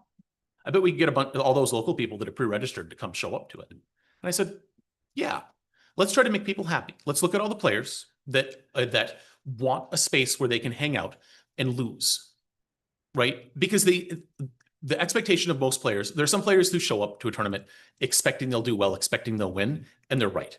If Sam Black shows up to a tournament, he's reasonably certain that he's going to make money. That's just the way that he is. He's better than everybody else. The huge majority of players are not Sam Black. They are instead showing up. You're competing not with their ability to make money for the weekend, but their ability to watch the latest Marvel movie for the day, or go out to the dog park with their dog and then, hang out with their kids. You're competing for their entertainment time and entertainment dollars, the community and friendships they form at this Magic tournament versus what they could do with the rest of their time.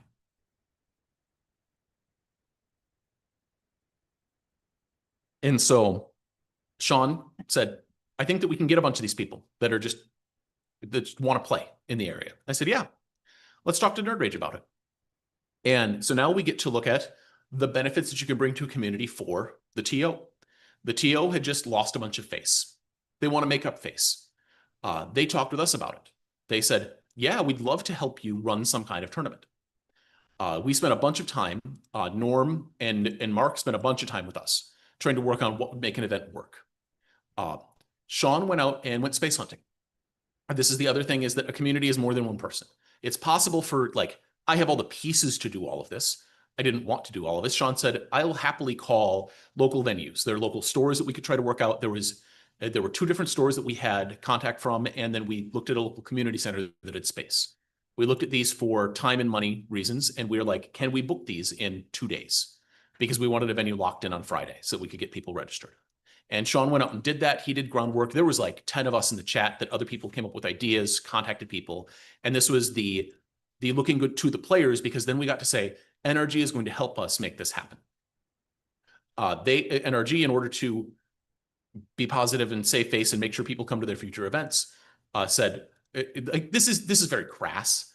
Norm wanted to help everybody out. But from a practical perspective, what ended up happening was Norm saying, we're going to spend some time and money on buying goodwill. And so they did. They rented the venue. We found the Game Center as a venue. Sean got access to it. It's a local tournament space. They're a store. They are associated with Fantasy Flight, or they were. It's complicated. And they have a very large tournament space that's available. And so they rented us this space for more than we wanted to pay, but it was on 3 days' notice. What are you going to do? So now that we had a space that NRG was going to pay for, then NRG also offered us their regional championship slots. We had a 2-seat regional championship qualifier because they were the ones that they were going to have anyways from their side events for the weekend. And they said, yeah, well, they reached out. They went to the next bridge spot, the local stores, because NRG also wants a rising tide to lift everybody. They don't want the local stores to feel burnt by this. So they reached out to a local store owner and said, hey, we'll offer you a 2-seat RCQ if you want to run one. And the local store owner said, I don't have time or space. I have multiple stores, but I don't have the ability to run the event that you want within this space. Like, you want something that is going to take in, you want people to pay $50 and I pay out like $1,000 or whatever. I can't run an event like that on 3 days of notice. And NRG tried to work with this local store owner. It didn't work out. So came back to us and said, yep, we do want the spot that you want to rent. We do have this.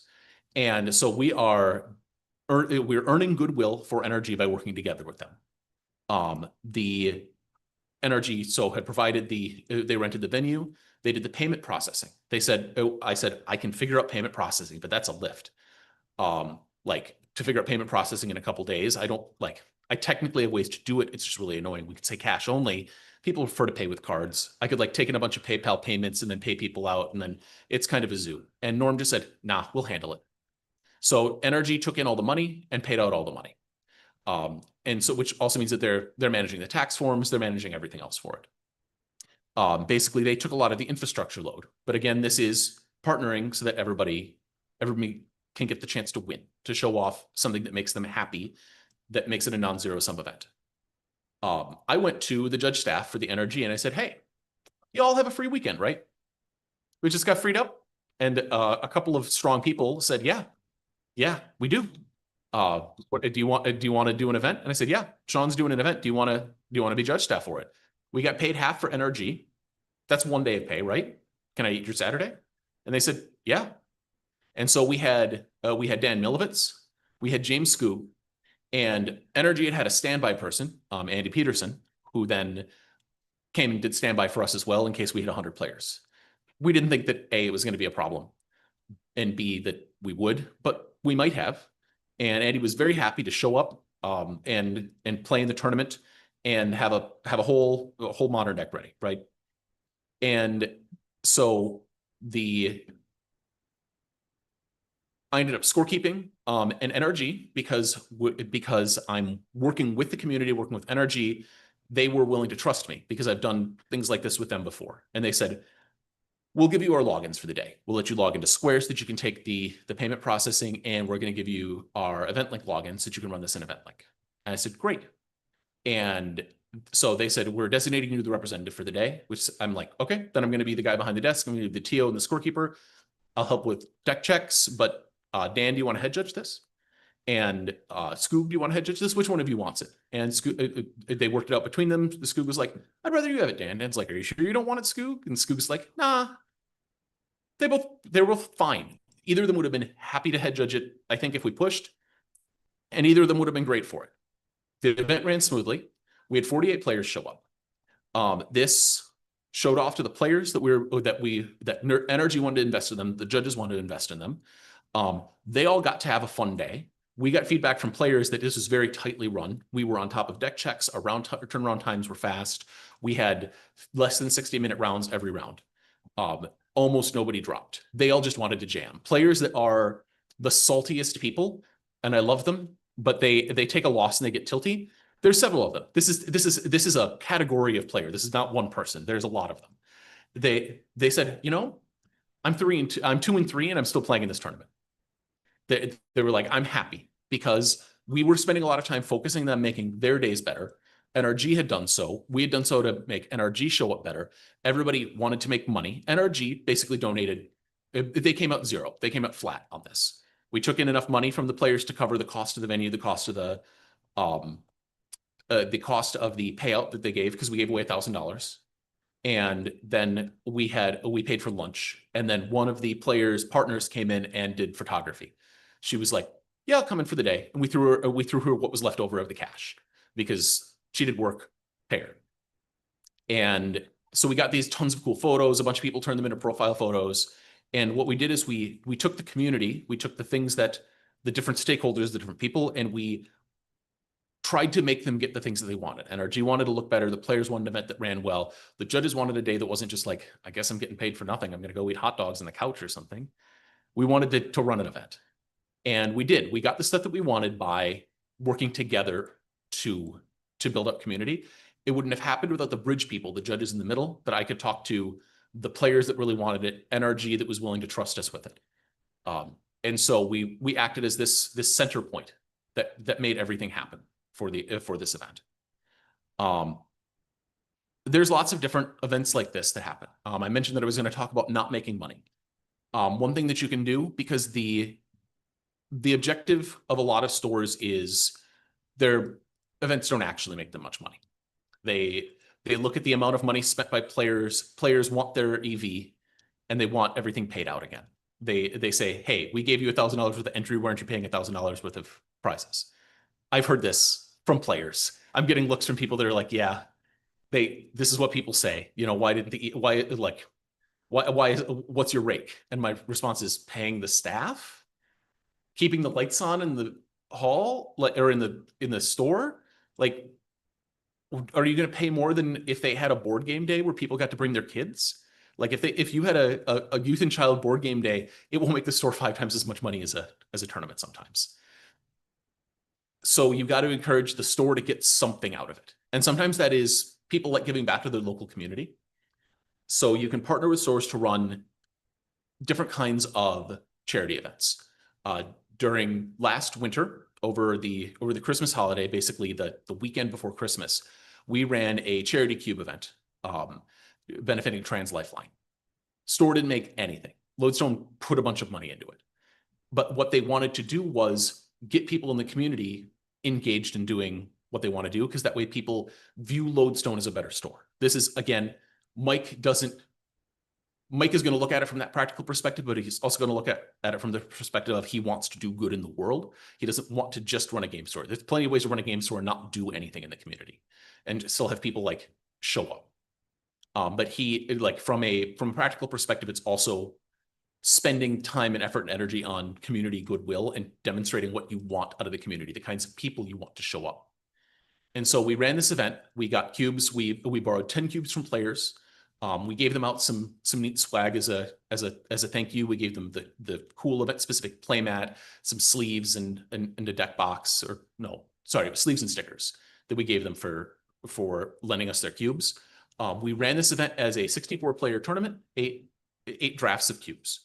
And what we were trying to do is taking this money for Trans Lifeline. We ran auctions. We ran other associated things. Stores will oftentimes, if it's for a charity event, be willing to lose a day of sales or whatever. They're essentially donating that day's worth of time and sales to this tournament, taking the hit on payment processing oftentimes. But this is raising their goodwill. But we can act as the bridge for that because we know the players to contact. Even if you don't know the player, you know a player who knows the player. Like, I got to reach out and I said, who has cubes that they want to lend? And somebody was like, I don't want to lend you my cube, but my buddy, they've got a great cube. They've got an Innistrad set cube that's really, really good. I said, great. And so we were able to do it one step removed because you know people. Getting connected and plugged in helps a lot with being able to run local events.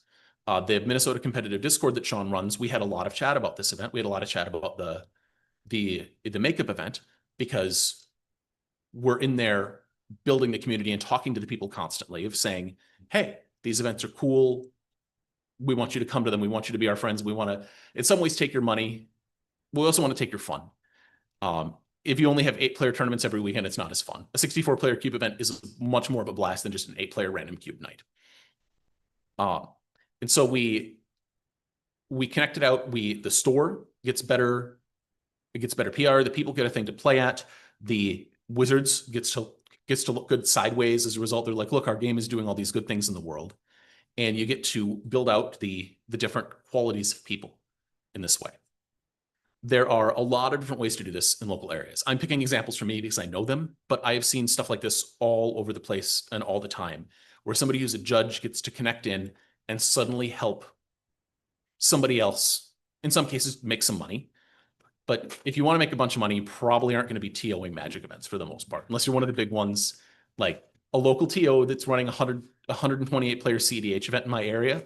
He's not doing that as a full-time job. Like he has another full-time job, right? He's just doing it because he wants to run a 128 player CDH tournament. He wants the community to exist. And this lets us do the thing that we like to do. We're part of this organization because we want to help people have this structured, fun, either competitive or non-competitive or somewhere in between hobby on their weekends, where they get to spend their time chilling with their friends and slinging spells and figuring out whether or not lightning bolt kills which particular Spider-Man. And we want these events to exist so we can act as these bridges to rise these different boats to make them better. I don't have a ton of other big content and ideas other than if you see an opportunity like this, the thing that happens is the person who shows up and does some of the work is the person who gets to run things and have a lot of say. Local communities, local grassroots organizations, local stuff are defined by the people that show up and do the work.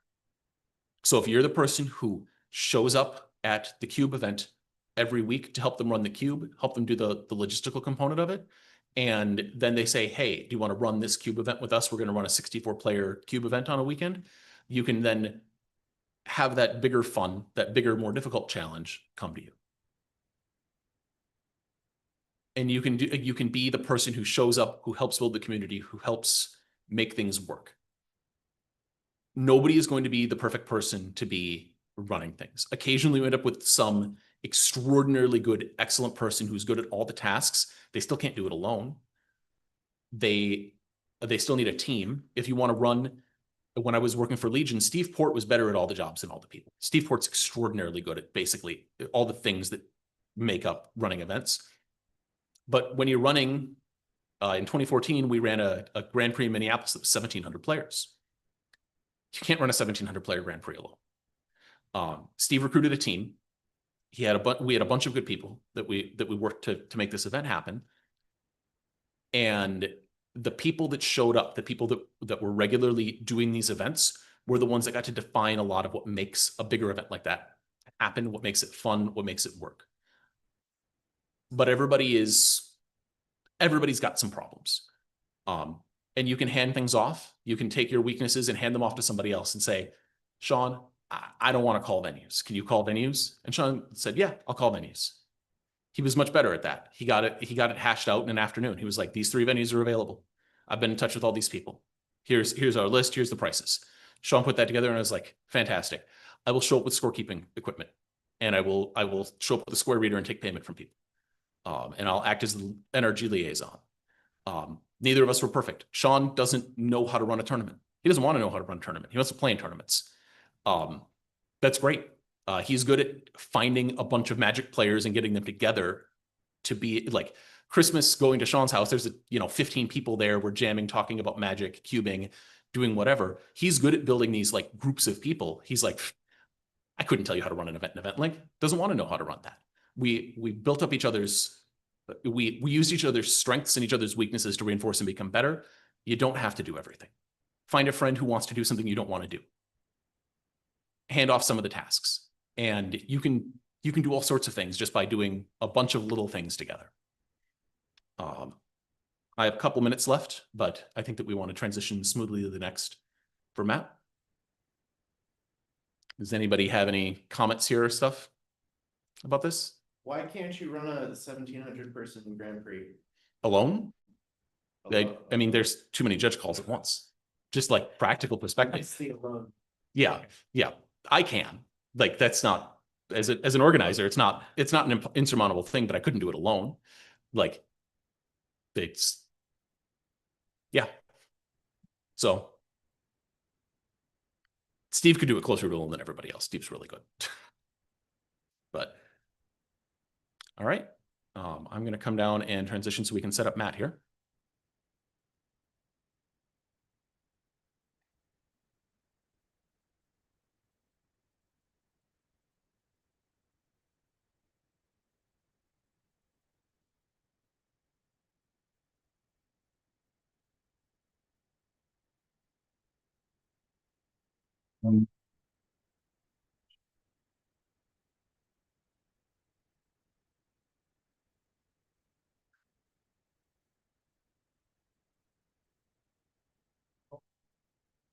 Anyone else wants anything to bring?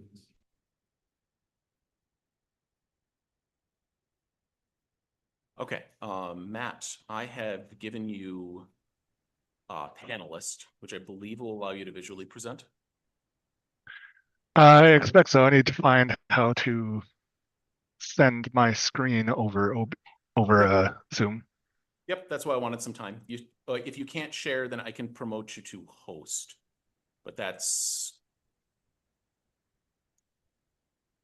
because you should have down at the bottom of your Zoom, a green share icon, I believe. Oh, okay.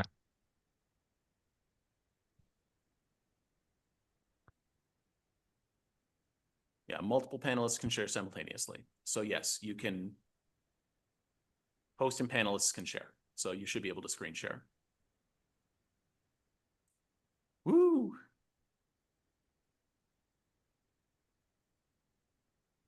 And you can start whenever you would like. If you want to the hour, you're perfectly welcome to do so. But yeah, I'll wait until 1:30. Give you a couple minutes. Yep, sounds good.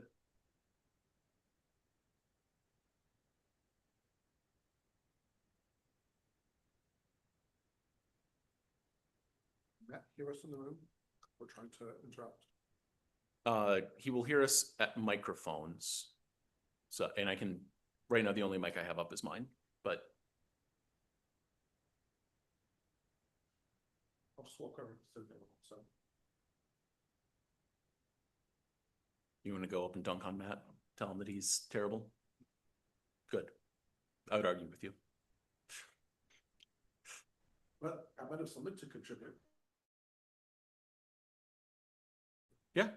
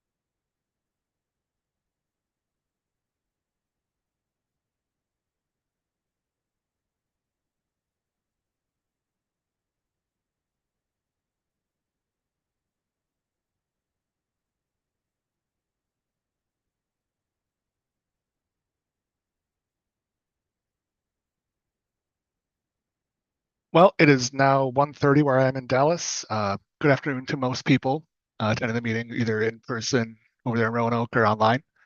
Good morning to the few of you on the West Coast. My name is Matt Rahady, and I'm going to be talking to you today about how tests work with Judge Foundry. Definitely a lot of this information will be things that people already know, but perhaps some parts of it you will be exposed to for the first time. So I am a level 3 in Judge Foundry. I am the area communicator for Colorado, which is part of the U.S. Southwest region. thank you to John White for being our regional advocate for the past year. And we'll see how things look moving forward with the transition over from that.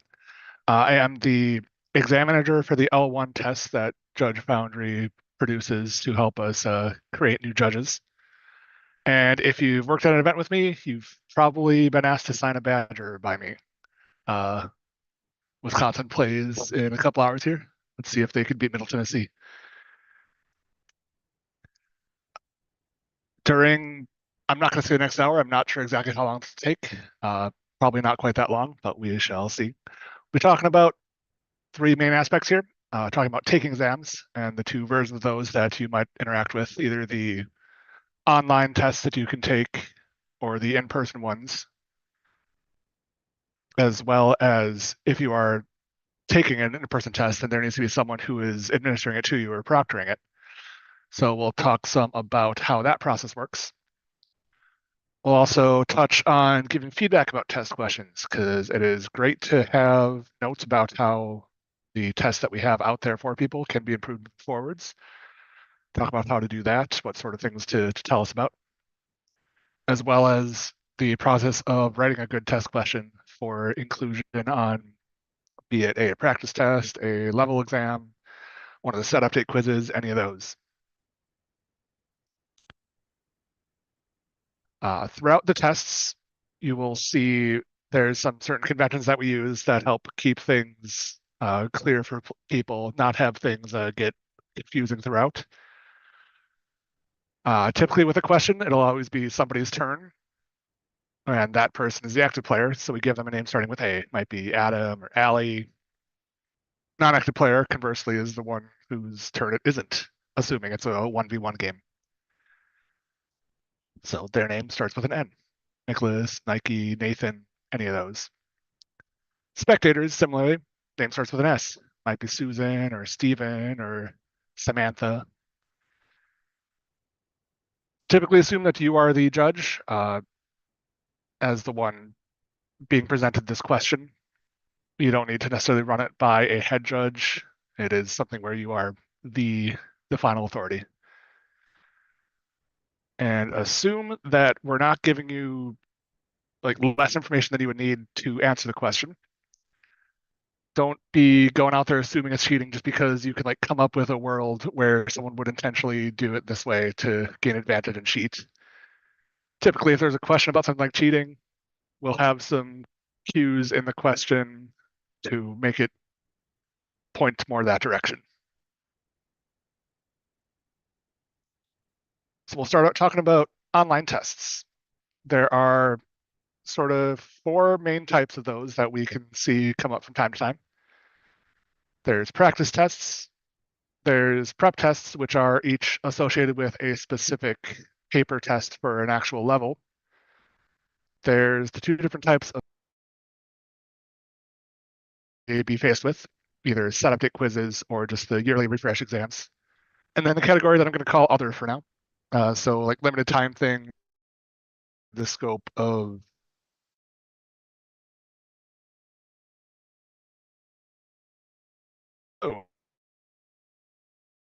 a couple screens.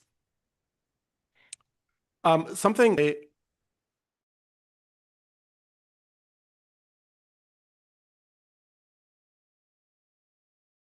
included, it doesn't matter, because I've seen a lot of people leave feedback or questions saying, well, like, what if this? The answer is the card's not in the scenario. So that's something test takers should keep in mind, that anything the scenario. Yep, our goal give you both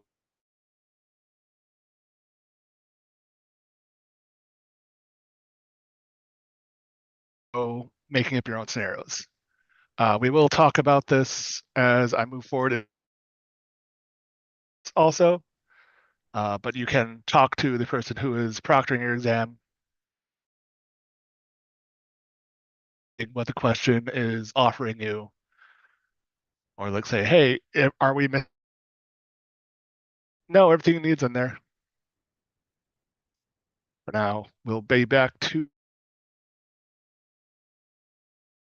So these are ones that are very low stakes.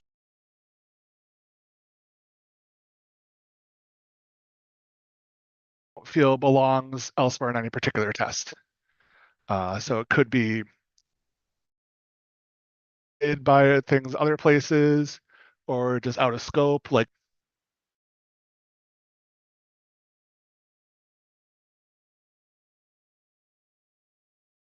they could end up in like the hard rules test.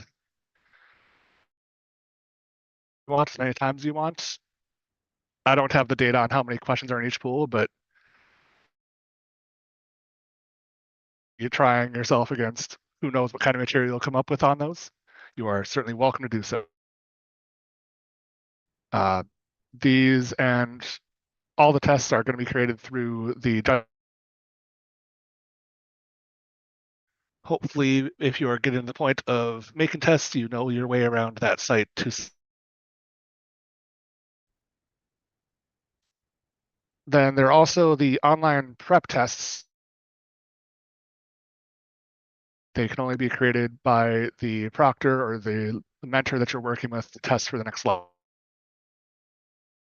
They're not super long. They're 5 questions each, and there is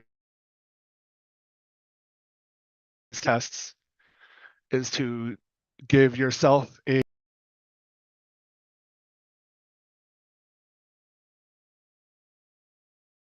being asked. I think it's definitely very useful to prep test to anyone who is testing for the first time for that. Just cryptic or difficult, the level 1 test itself will be know what they're getting into, and if they decide, oh, this was a lot harder, I'm not ready to test yet, up a bunch of questions from the test pool on a attempt unprepared for that. Plus, if you do feeling confident going into the real thing.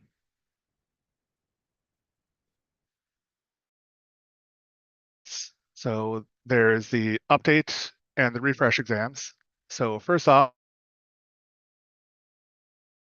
with the practice tests, you create yourself. You do not need to interact with a mentor to have them generate. They are limited to specific level ranges. I believe there's one for 4 and 5. And as I recall, Stephen, who chimed heads that set of exams. So thank you to him.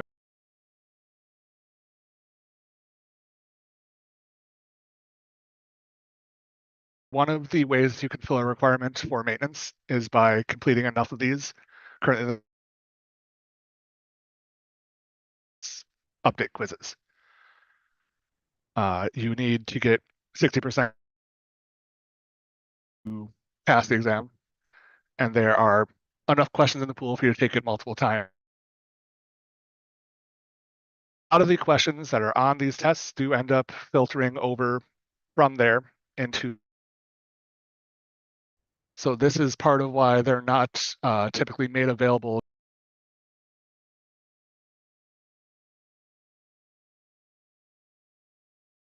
Update quiz. And then, oh, it's part 2.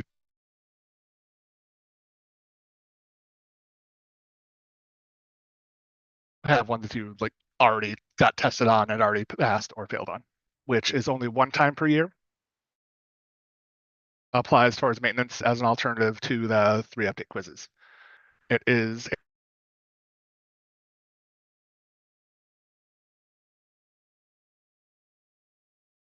ultimately harder because now it's 80% instead of 60. And because the stakes are, you can take it again if you do fail. I would certainly encourage people, if you do your maintenance using the set update quizzes, because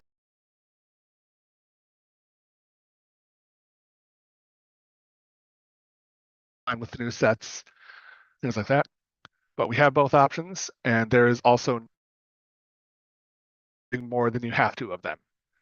I try to do at least one update quiz for each that comes.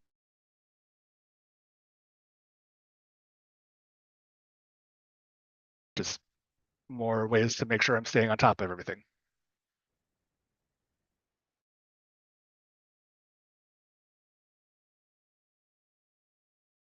So the past few years, we've seen April Fool's Day quizzes that got put out.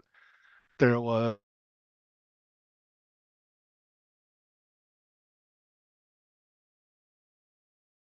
fantasy themed. I did much worse at that one because I have not played any of those games. Always the possibility of exams being made for other roles outside of any efforts being made towards it. If that's something that interests you,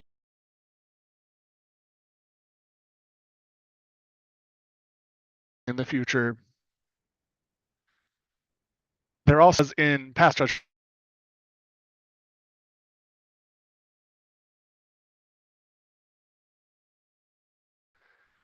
I am not promising anything. I have heard no rumblings about this. There's the exam hub. You can just see what all is available to you in there and you care about.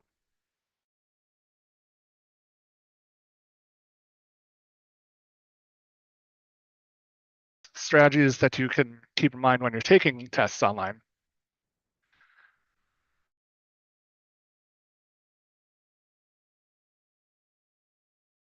Out about as much as certainly some people do when they're taking a written in-person test.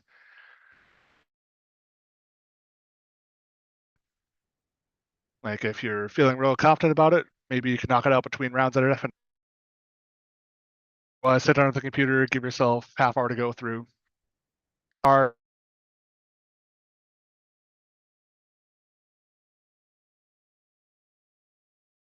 That you're allowed to use your resources, so you should. The point is to make sure that you're not aimed at making sure you haven't memorized, it's knowing how to find the answer. So on the JudgeOut's website where tests are hosted, limited wrong answers.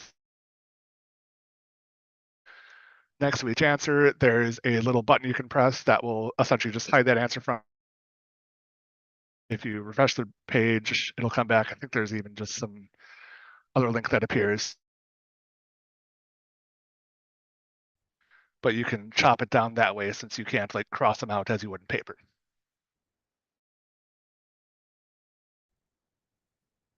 The in-person tests are a different story, however. These ones are going to be closed book. And unlike a lot of the online tests where it gives you, say, 2 hours or 4 hours or whatever to do a set update quiz or the maintenance exams, the in-person exams are untimed. You can take as long as you want. Obviously, everyone does have lives. We don't want you to take 12 hours on it. But if you're concerned that may be a factor, that would certainly be something to discuss with your proctor before you sit for it, so that whatever accommodations end up being required can be made. Maybe it end up being a case where like you are given half the questions one day and then go home and take the other half the next day. Who knows?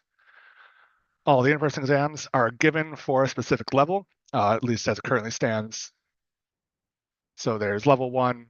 There are 2 separate exams for level 2. There's one for rules, one for policy. And then there's level 3. And then I believe it goes on higher than that, but since I'm level 3, that's as far as my knowledge goes at this point. So the first one that you would interact with coming in as a fresh judge would be the level 1 exam. Each of the exams can be created by the level above the level that it is for. So level 1 exam can be made by any level 2 or higher. You need 70% to pass that. So that works out to being 18 of the 25 questions correct. And if you do fail the test, it is a 45-day cooldown before you are allowed to attempt again. We have, in general, the cooldowns on tests because we do not have infinite questions in the pool. There's certainly enough for 2 or 3 attempts per test.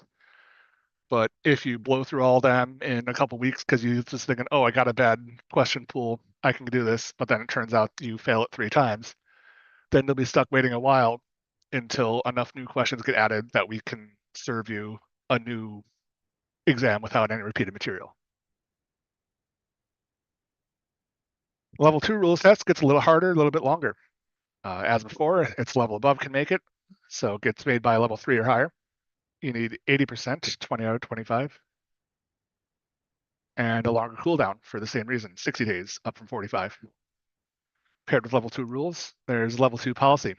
Much the same, you need 80%, so 12 out of 15, created by L3 and a 60-day cooldown.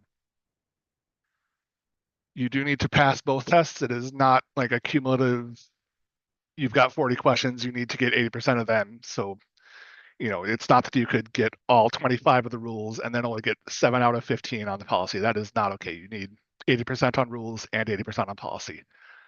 Unlike the level 1 test, which is all combined. So in theory, you could completely bomb the policy, but if you ace the rules, they could still squeak through. Then we're up to the level 3 policy test. There is no specific level 3 rules test. It is only policy for that one. Created by level 4 again, next level higher. Still targeting 80%, so 16 out of 20. And the cooldown is longer still. It's up to 90 days for this one. Taking a test is the last step of getting to a level.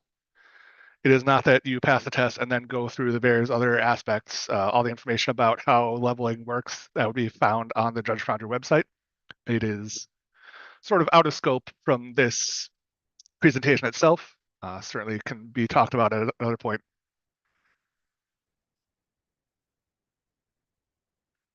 Here's an example of what an answer sheet may look like for one of the in-person tests. It's really just, straight multiple choice. The one thing that you might notice is a few of the questions on here have square brackets around them instead of parentheses. That is one of the indications that they are multiple choice questions. So it could be any or all of those answers being correct instead of just one each for everything else on the test. So some strategies that you might keep in mind for taking in-person tests. Had mentioned for the online ones as well, you can eliminate wrong answers. In person, just do it by crossing it out or scribbling it out, whatever you want to do to say, nope, definitely don't care about that one anymore. You can also mark up the test as much as you want.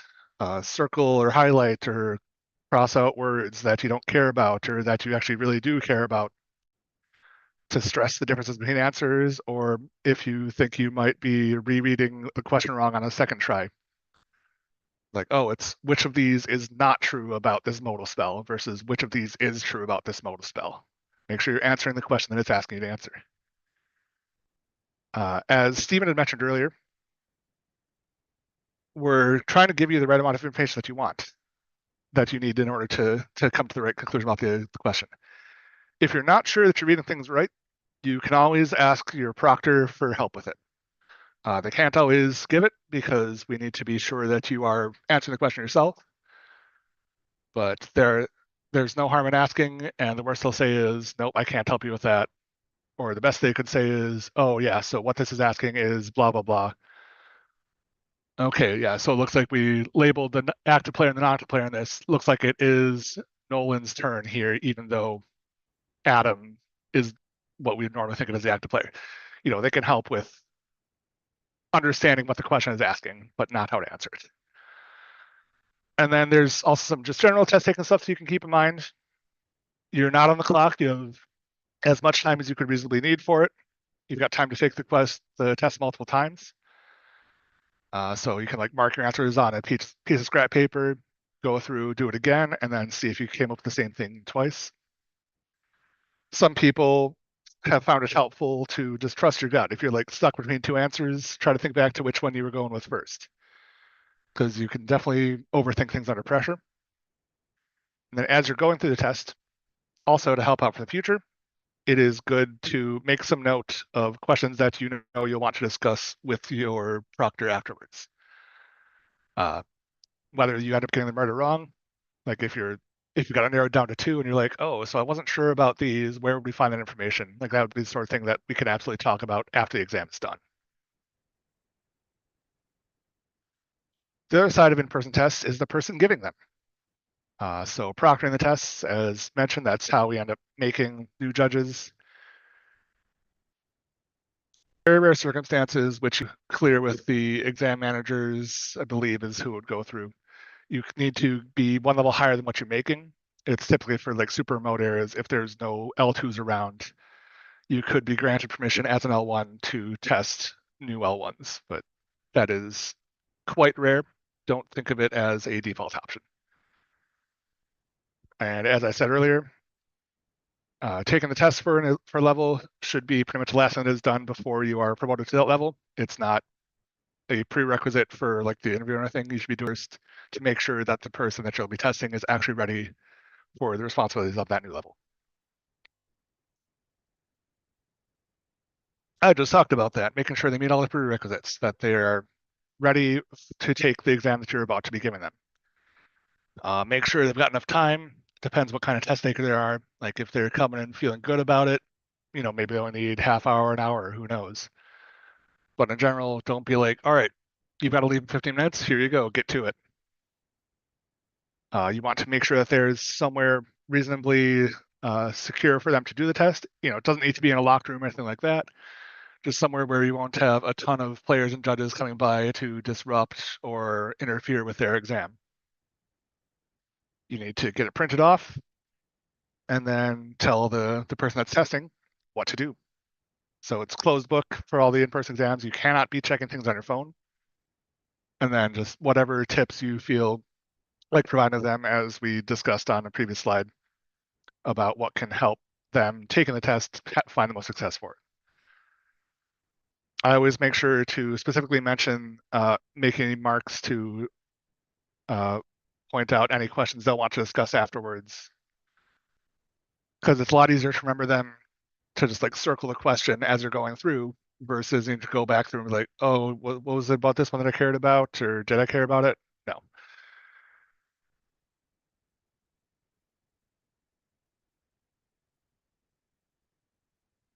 While they are taking the test, you can sort of relax. You don't need to be staying around top of them. You don't want to be staring at them to make sure they're not pulling out their phones. We're all adults here. Hopefully by this point we've weeded out the people who could not control their impulses and would be resorting to cheating in order to make it through. Stay nearby for if they have any questions, but you don't need to be right on top of them. And you can, watch stuff on YouTube or read stuff on your phone, or if you've got a book.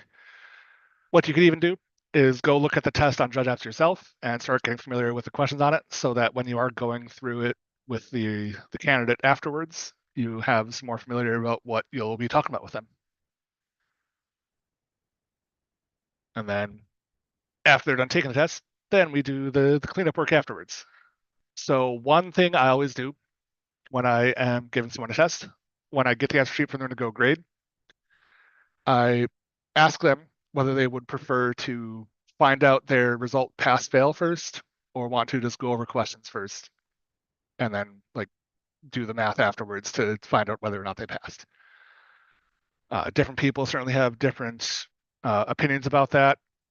Like if they want to just stay in the zone, like think about the questions, or if they want to just get the yes or no right up front and then can sort of get that weight off their back.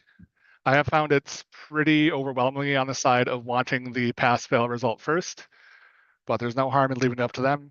They just went through the stressful part, do what makes them most comfortable. Then you should go away and grade the test. Shouldn't be very long. In addition to the answer sheet, they will also provide on Judge Apps a like marked up version of it that shows what the right answer is for each question.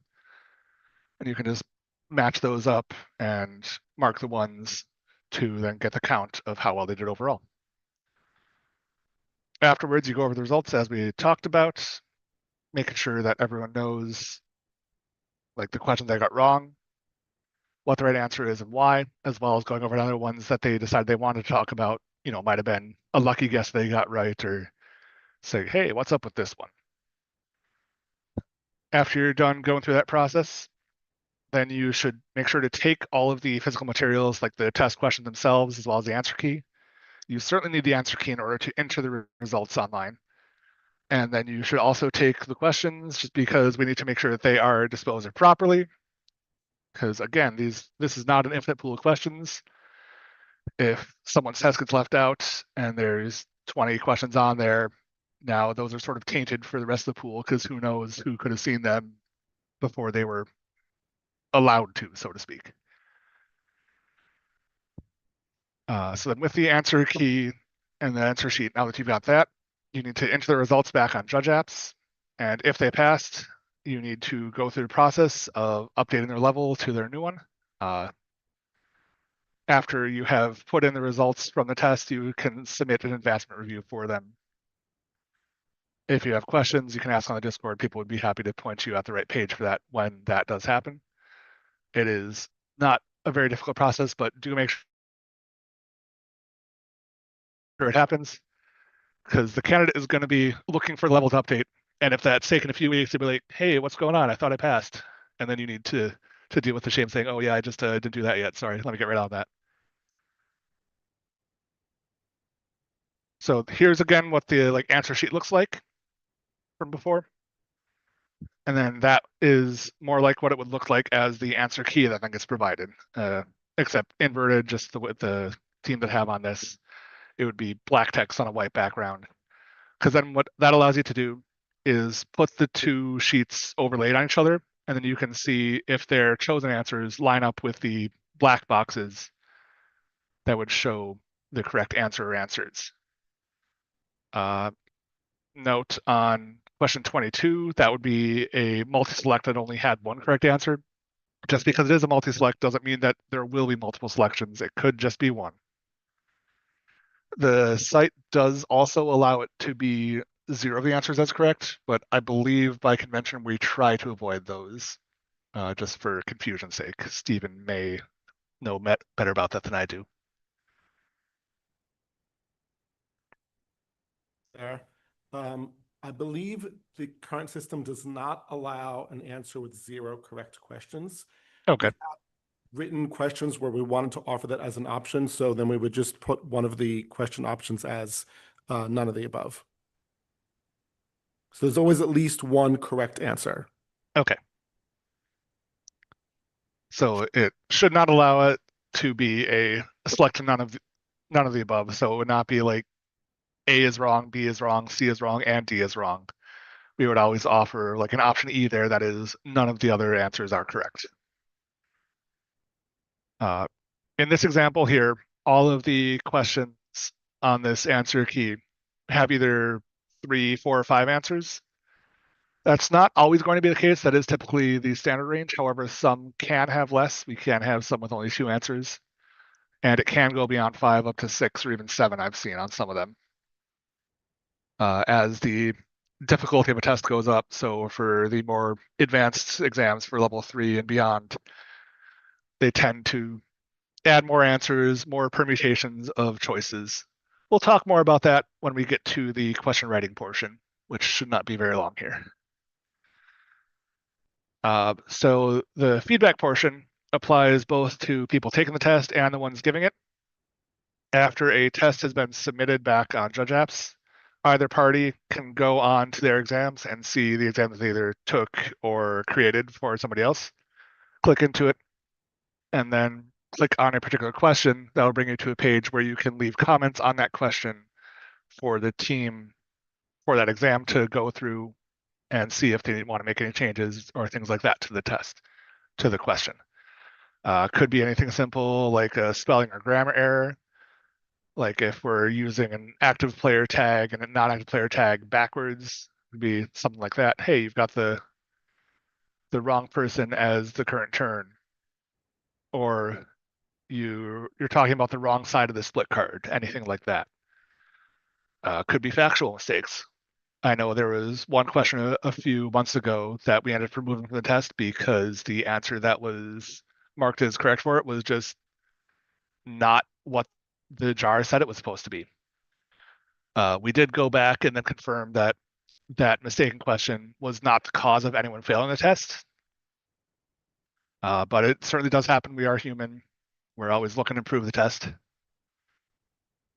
But if you see anything that certainly appears to be wrong, you can flag it to us. And either we will agree, yep, that is wrong, and take steps to address it, or we will see that it is still correct and possibly reach out to you to let you know, hey, yeah, so this is actually right, here's why. So one reason you might end up doing that is if the explanation for the question itself is not up to snuff. Maybe the answer is right, but we just don't explain it thoroughly enough to have it make sense to people who don't know all the underlying rule support for it. But if it's something on a test that you got wrong and your mentor is saying, no, the way that the answer that it says is correct, just because you don't like the answer that's right, doesn't mean you should be providing feedback about how that is not what you think it should be. That would be something to talk about with your mentor, not with the test team directly. Then we can move on for the last third of this to talk about writing questions for the tests. There's a lot of different parts to go through, but none of them are going to be super long, I don't think. We'll be talking about sort of subject matter to deal with, finding the right difficulty for it, coming up with answers to the question, writing the explanation, tagging it, formatting it all properly, and then also translation of questions. That's something that we've started doing, still feels recently, but it's been probably better part of a year at this point.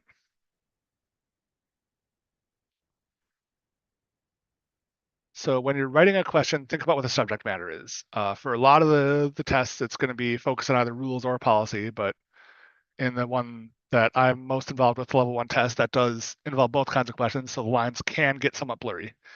The goal is to make the question be only about one aspect, not like rules and policy. Not, hey, does this work? Why or why not? And if it doesn't work, then what do we do about it afterwards? Like that would be the rules part of, hey, does this work? And then the policy part of, well, what if it doesn't? How do we fix it? We do end up with the question pools as they are. There are some near duplicates asking the same kind of things, possibly from a little bit different slant.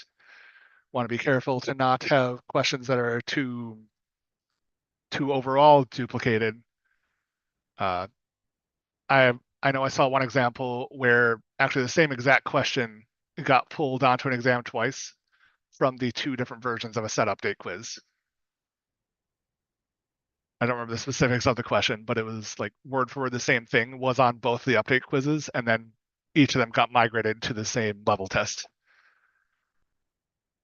So that was an amusing thing to find and fix. And then, of course, you're just thinking about the scope of the test. If it's a level 1 test, you don't want to go crazy involved, like wacky legacy interactions. Level 1 typically aim more at standard, and then it gets more complex, more involved as you go up from there. That also ties back on the difficulty, but it's more than just the cards involved that can lead to the difficulty of the question. You know, it can be the variety of answers, how it's being presented to the user, the test taker. And also, we don't find that it's the like highest importance thing in the difficulty of a particular question, because it will average out. We do certainly have some targets that we're aiming for, but sometimes there are intentionally hard questions that we end up putting on the test, or questions that we think will be easier, but then turn out to be gotten wrong a lot more than we thought.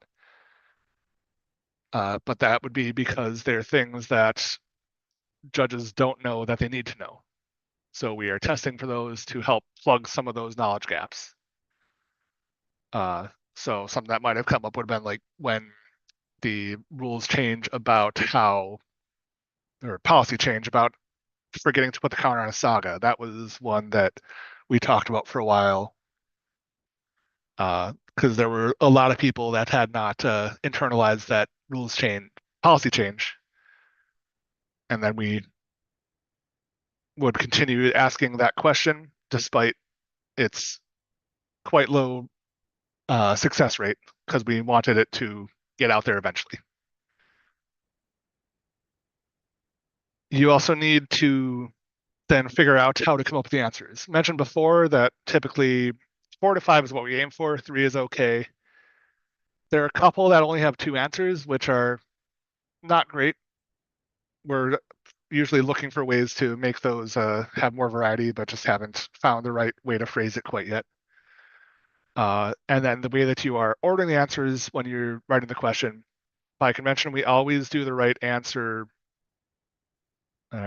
No, actually, I'll talk about that part later.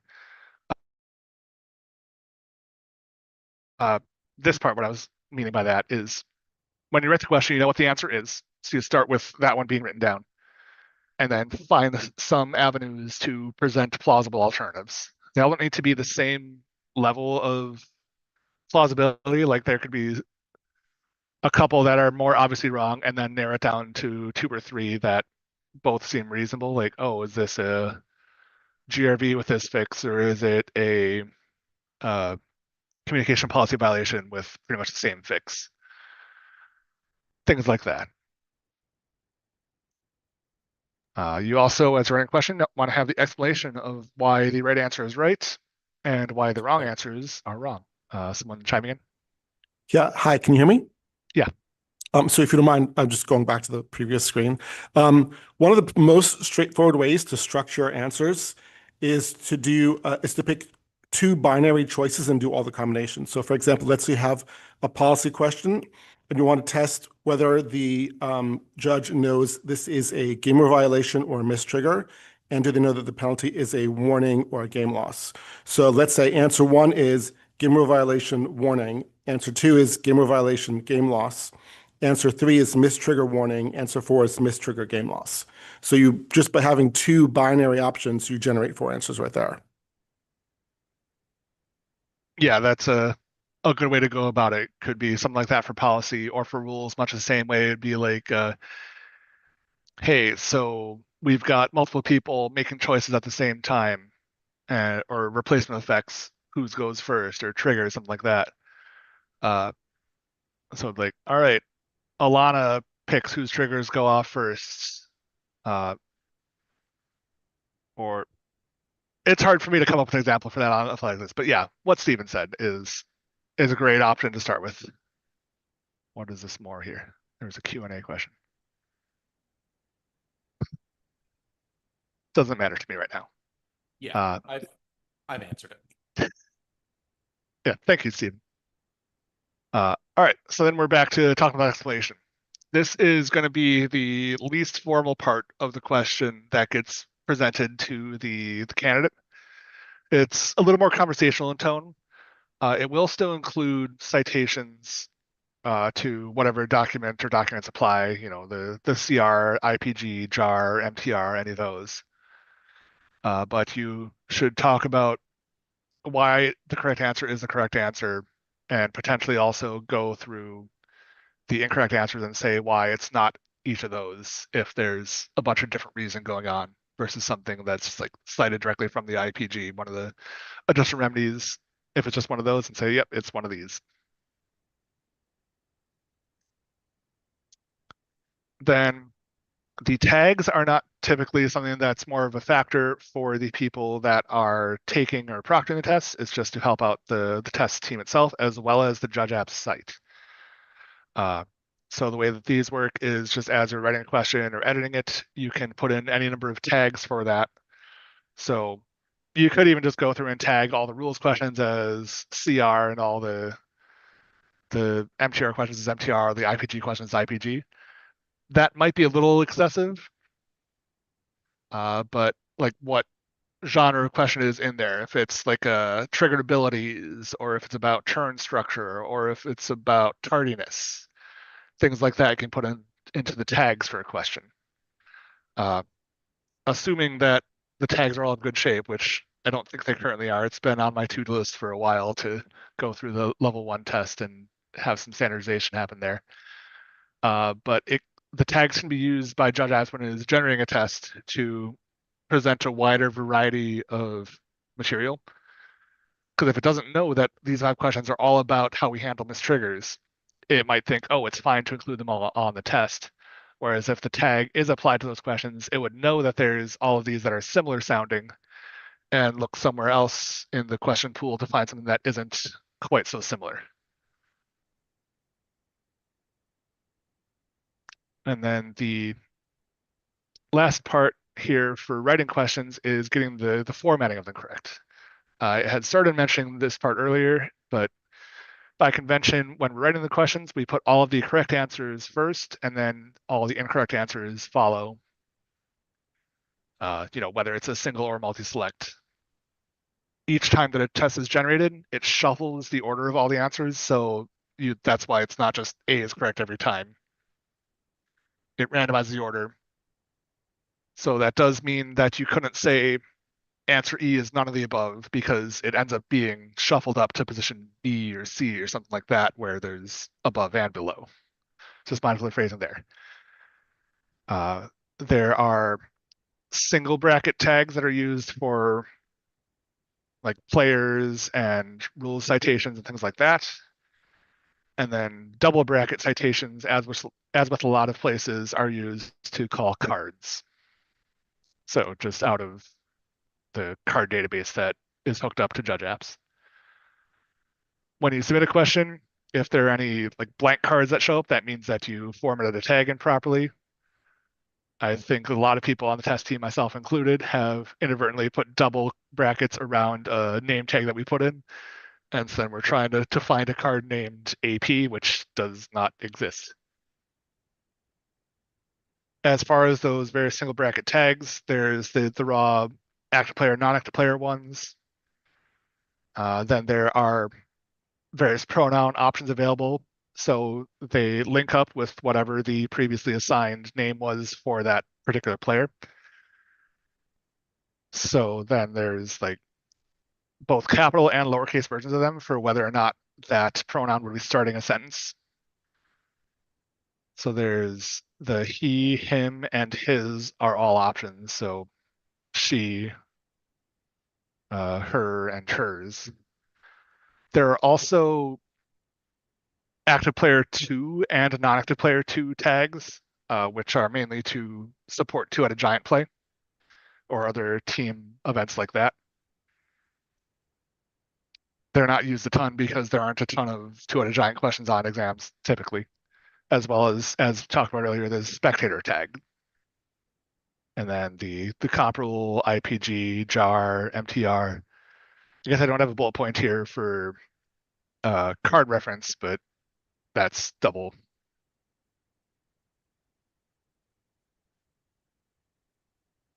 And then we do have translation available for questions.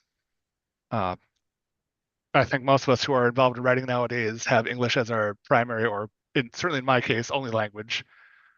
But we do have a separate team who is working to translate test questions into other languages. Currently, ones that we're trying to support are Spanish and French. So thank you to people who are involved with that effort, having people able to take tests in the manner that is most convenient for them. There are also a couple partnerships that Judge Foundry has entered into with other judge organizations around the world. Magic Judges South Africa and Magic Judges Finland, which essentially allows them to access the test pools that we on Judge Foundry's side are offering in exchange for some compensation, which is, again, outside the scope of what I know about. And that is all that I have to talk about testing. Any questions? I'll open up chat and see if anything types in there.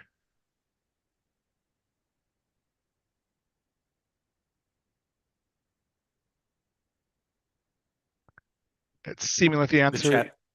The chat is fully open so people can type whatever questions they want in the Zoom chat.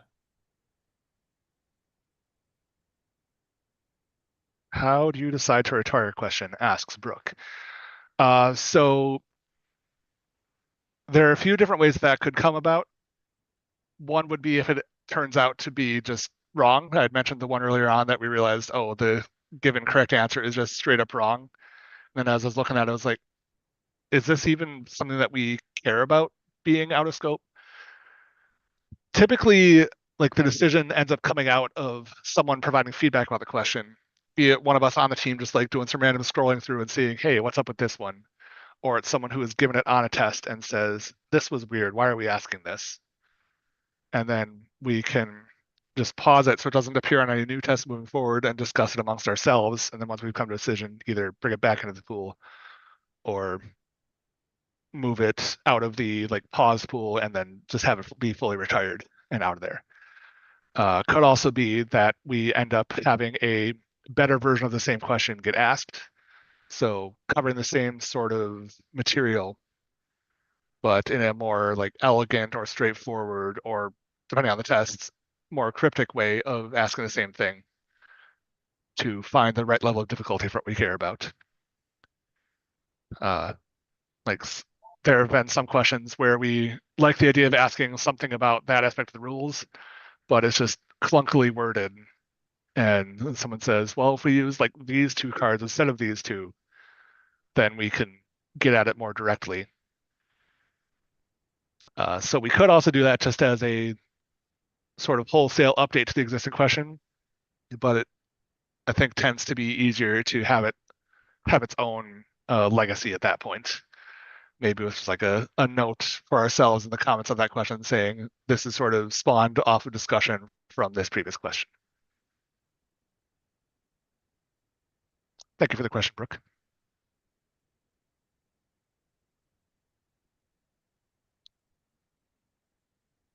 No one else that I'm aware of has asked questions lately, so I think that will probably wrap me up. Brooke, who asked that question, is actually the next person up presenting himself. Me living in Denver, I'm calling it a mountain time because no one else knows about mountain time. He does. He lived in mountain time for a while. He'll be presenting starting in just about 12 minutes from now.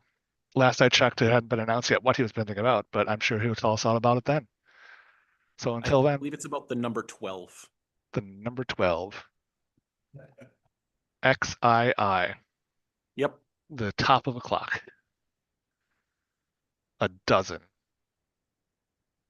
I could keep vamping, but I'll just say go Badgers, beat Middle Tennessee. I am going to try something out because we've been having problems with the YouTube stream. So you get to test this out with me, Matt. It's going to be exciting. Hooray.